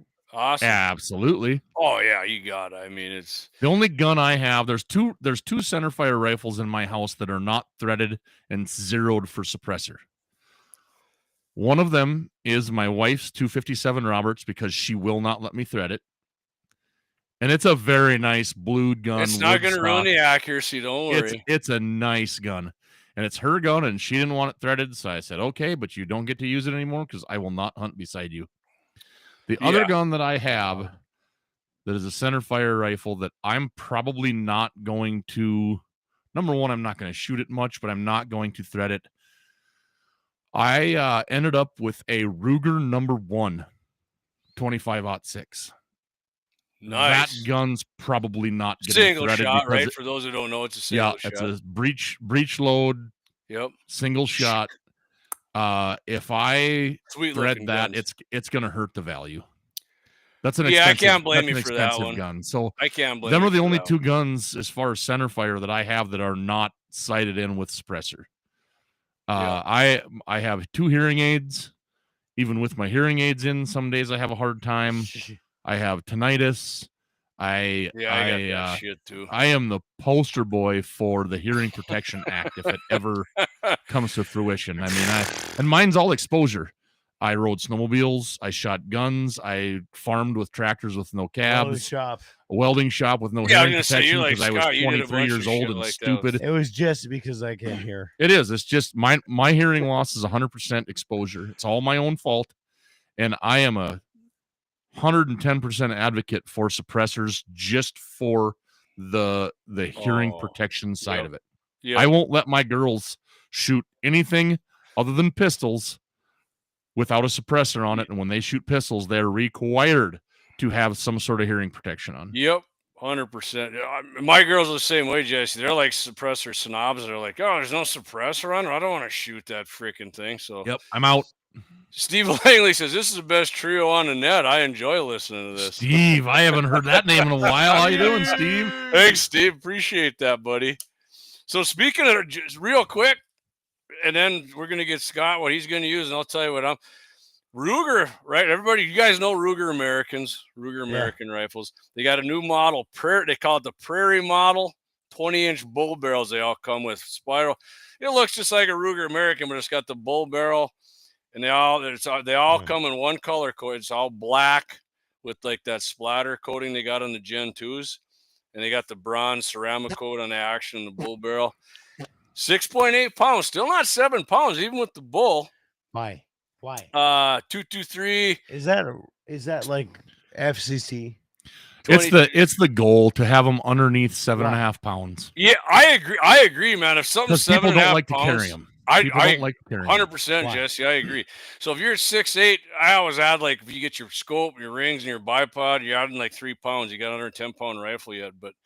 So the 223 and the 22 AR, you can use the AR mags, but the other ones, 6.5, 308, 300, 7mm PRC, you're stuck with that 3-round.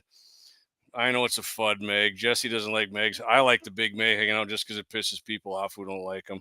So Jamie, my 6.5 Creed that I use for basically everything, when that thing's ready to go to the field, 4 rounds in the detachable box, 4 rounds in the sling, bipod, scope, suppressor. 1 in the chamber too, I'd imagine. Depends where we're at, what set we're doing. But that gun ready to go with 8 rounds, suppressor, scope, bipod, sling. That gun weighs 14 pounds. Yeah, but it's accurate though. I mean, I will carry that thing to the moon because it's accurate and I can shoot it all day. And it doesn't bother me. To be fair, you're probably 3 bills though, and you're 6. But my 14-year-old girl shoots it all day. My 11-year-old, who's not, I don't even know if she's 100 pounds, she'll shoot that gun on the bench, not in a lead sled, on the bipods, on my bench. She'll shoot that until I tell her she can't. Now, I have a 6mm Creedmoor in a Ruger American Tupperware stock. Same setup. Pencil barrel, Tupperware stock. Mm-hmm. That thing ready to go to the field only weighs like 8.6 pounds. Neither one of them will shoot that gun. I can shoot it all day long because, like you said, I'm a little larger than average, and I've shot a lot. It don't bother me. Mm-hmm. But my girls won't touch that gun. There is something to be said for weight on a gun. Oh yeah, you get all these guys carrying with a scope, with everything, and they got a 6.5 pound Christensen arm, carbon fiber, blah blah blah. Take more than 5 shots behind that thing. Yeah. I don't care what caliber it is. With it. Get proficient with it. Let me know, especially if it's 300 Win Mag or something. Beats the hell out of you. I'm not interested. Yeah, my 300 going to the field weighs 15 pounds. I got a 243 that weighs 18 pounds. That used to be my coyote tournament gun. Yeah, you had it out at our place. You were shooting at the gun. That's that red stripe barrel. Yeah. I remember that because you had your can, you shot it, and I was like, holy shit, I got to buy one of these. So there's a lot to be said for some actual weight to a gun. I would rather have somebody get their shoulders in shape, get their back in shape to carry an extra 4 pounds on their gun and have something that shoots nicer, potentially more accurate. Now, my 6.5, my weight isn't in the barrel. My weight is in the stock. Mm-hmm. It's got a 3/4 barrel. It doesn't have, my 243's got a 1-inch, 26-inch barrel. That gun's, it sucks to carry because it's so front heavy. you almost can't carry it barrel up because it wants to just tip over on your body. yeah, it So, always goes down, and but my 6.5, it's heavy, but the heaviness is in the stock, and that thing shoots like a 22 mag. Mm-hmm. I'll put anybody behind that gun and guarantee you that you don't get scope cut. Yeah. I mean, that's so I don't know. You're right. I mean, that's good advice right there. If you can handle extra weight and carry it around, by all means, do it. Doesn't bother you. Freaking do it. But yeah. So let me get a few comments here, Scott, and then I'm gonna. All right, let's go. Okay. Eric says my 300 rum doesn't have a suppressor; it has a magnifying device. Muzzle brake. LOL. Gross. Yeah. Blackbeard, he's loving it. Yeah. I mean, I'm way over muzzle brakes too. Oh my god. Steve Langley, silencer on my 300 width lowers my recoil by half. For sure. I mean, like I said, 300 Win Mags can be. My daughters can be able to shoot one if you get a can on it. Eric says, never weighed a gun before, just grab it and hunt. Yep. Yeah, I mean, but That's I the way grab most it and it's people are. heavy.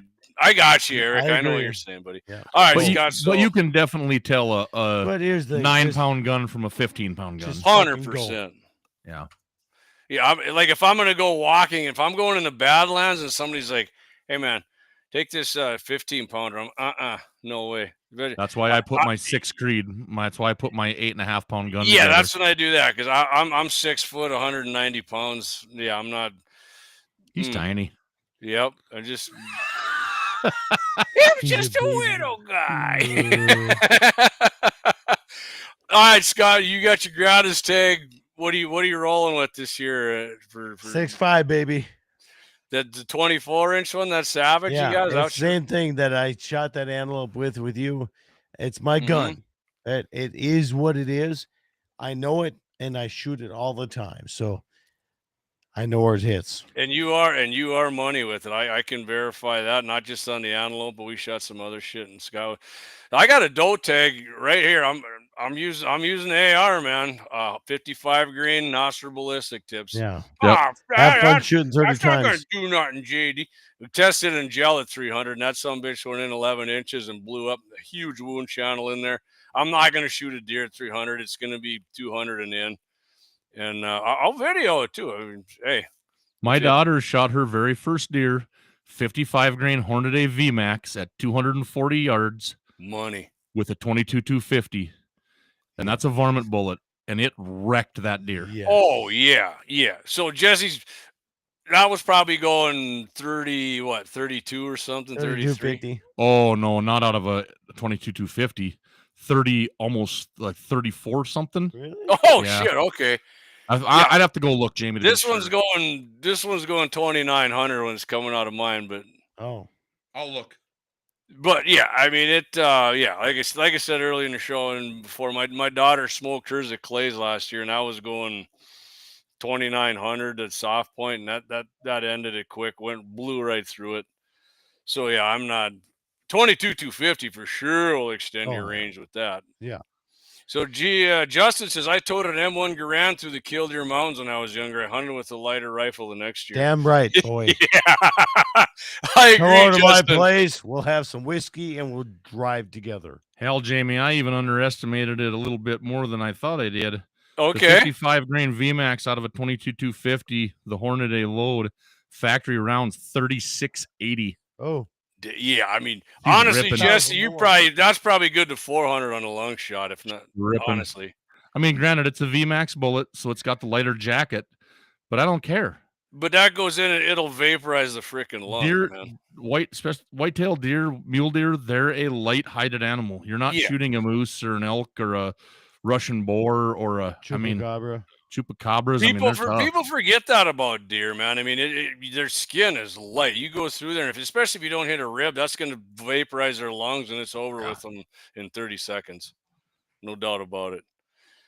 All right, guys, I tell you what, we're coming up on 2 hours. Yep. Freaking great show here, fellas. Jesse, thanks for jumping in. Appreciate it. Yeah, nice to see you again, Jamie. Haven't seen you in a while. Yeah. We got last time I saw you. In fact, we were up for that auction, man. We went up, you and Scott and I, and got Dixie went stadium, right, or whatever it was. Let me know when you do that Coyote Steel challenge. Give me a heads up on that. I might run over. You're just not that far from me. I got to get over there.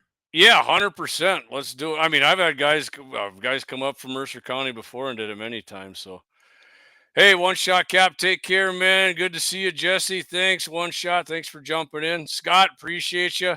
Saturday morning, Scott's going to be on Dakota Prairie Outdoors, 8 a.m. Central Time on KFYR and iHeart Radio, and Scott's YouTube channel, Dakota Prairie Outdoors. Hey, if you're in Hazen, you're looking for insurance, Jesse's got that Frontier Insurance. Goddamn Jesse. Jesse's, you're listening to this show and you like it. Jesse's one of us. If you can tell that just by what he's talking about, man. Yeah, right here. Good show, guys. Waylon Turnus, thanks, Waylon. Josh Patterson, awesome show. Lots of good laughs tonight. Good. And Josh shot damn good at the tournament there, too. The challenge we did, the steel, too. Even out 500, I think we were 400. We all hit the son of a gun, but I'll do a few more things here, guys. Then we're going to end it up. We're going to end up with the Second Amendment Fire song. If you haven't heard that, it's a minute and a half. But Friday, 8:15, Clayton's going to be on. My partner Clayton, 8:15. Mitchell in the morning, KFYR, 550, 99.7, and, of course, iHeart Radio. And Friday night, our man Blackbeard Logic, Leon Francis, 6 p.m. Central Standard Time. A lot of common sense, good logic, pro-America on that. Great show. Love it. And Saturday, like I said, 8 a.m., Scott, Dakota Prairie Outdoors, KFYR, and YouTube. And then coming on Sunday, 10 a.m. Central Time, Sportsman Sunday Devotions with our man, Vance Bishop, Pastor Vance. I'm not going to be on again, guys, till doing a live stream anyways, episode 37, not till the November 26th. Regular time, 8 p.m. Central. Looking to have Ariel Dietrich on again from Shadow ID Firearms Training. I might do some lives during deer season from the hunting shack, and I mean, I'm probably going to do it for sure. And Clay's going to be doing. He's going to have to fill in for me more than likely that second week of deer season. I have that Wednesday off. I don't think all our tags will be filled. So, but I do have service, and I might jump on with Clay and give you guys a little 15-20 minute update on how deer hunting's going. But there'll be plenty of videos coming from deer and coyotes and everything. You guys get some deer going, deer season, send us some pictures. You know my number, you know Clayton's number. Blackbeard's, Deacons, he's still on board with us. Vance, send them in. We'll get your pictures up here. Oh, yeah. You know what I forgot, guys? Before I go, I'll tell you what. Here's Scott's buck. I know Scott and Jesse left, but here's Scott's buck right here. I'll blow that up a little bit. There's Scott's buck. What'd he say? 20, whatever it was. Hell of a buck. I seen it. I would say it's right around the 170, and I'm fairly decent at doing that. Here's not my biggest buck by inches by any means, but just the body on this thing. My buddy Travis and I had to load this thing up, and he went like 28.5 wide, 4x3, obviously his antlers. But I mean, I don't mind shooting big bucks like this. This thing was, me and Travis barely could load the sucker up. He was a freaking monster. Got that in my garage. I love that buck. Got him with the 6.5 Creed. It was a great hunt. Great hunt. Freaking loved it. So, all right, let me get this. Anyway, great show, guys. Again, thanks, Scott, for coming on me. Scott Bachmeier. Jesse. Hey, Josh, I'll catch you later too, buddy. Thanks for Jesse for jumping on here. Jesse's always got great insight. Good dude. Real good dude. Love shooting with Jesse. Knows all kinds of stuff. Deer hunting, shooting. Anyways, we're going to end this show out here, guys. I'll be back, like I said, full show again. Episode 37, November 26th. Till then, Blackbeard, Clayton. Nice bucks. Thank you, Josh. I appreciate that. All the guys here on the Guns in the 701 Broadcast Network, check it out. Clay will be on Friday. I think Clay and I are going to do we're going to record a show, I think, with Michael Bell, Dakota Mornings, as Clay's talking about, and play that recording on Dakota Mornings. I mean, that's what Clay was talking to me about. We'll see if it happens. If not, Clay will be on live. I'd love to do that. So anyways, guys, JD, 701 Nation, appreciate all you guys listening. Make sure you hit that like button. If you get a chance, share it. But appreciate everybody who tuned into the show tonight. Ending the show as usual. Well, it's going to be usual. We did it once, but this is going to be the normal for ending out on the show here. Hashtag defend the second. And here we go. Second Amendment fire. We'll see you guys. Some videos and some live streams here coming up on deer season. Thanks for joining 701 Nation.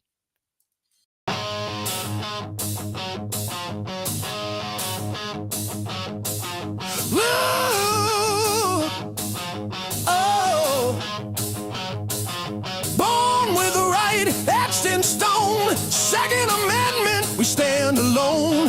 Guns in our hands, freedom's call. Hunt the wild, never take the fall. Fire, lock and load, let them roar. Shoot 'em straight, Second Amendment score. Buckshot flying, deers in sight.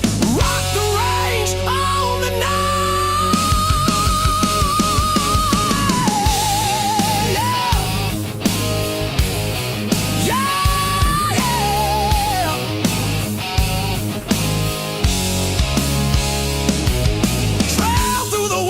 Rifle raised high, one clean shot, watch a trophy fly. Targets down range, bullseye.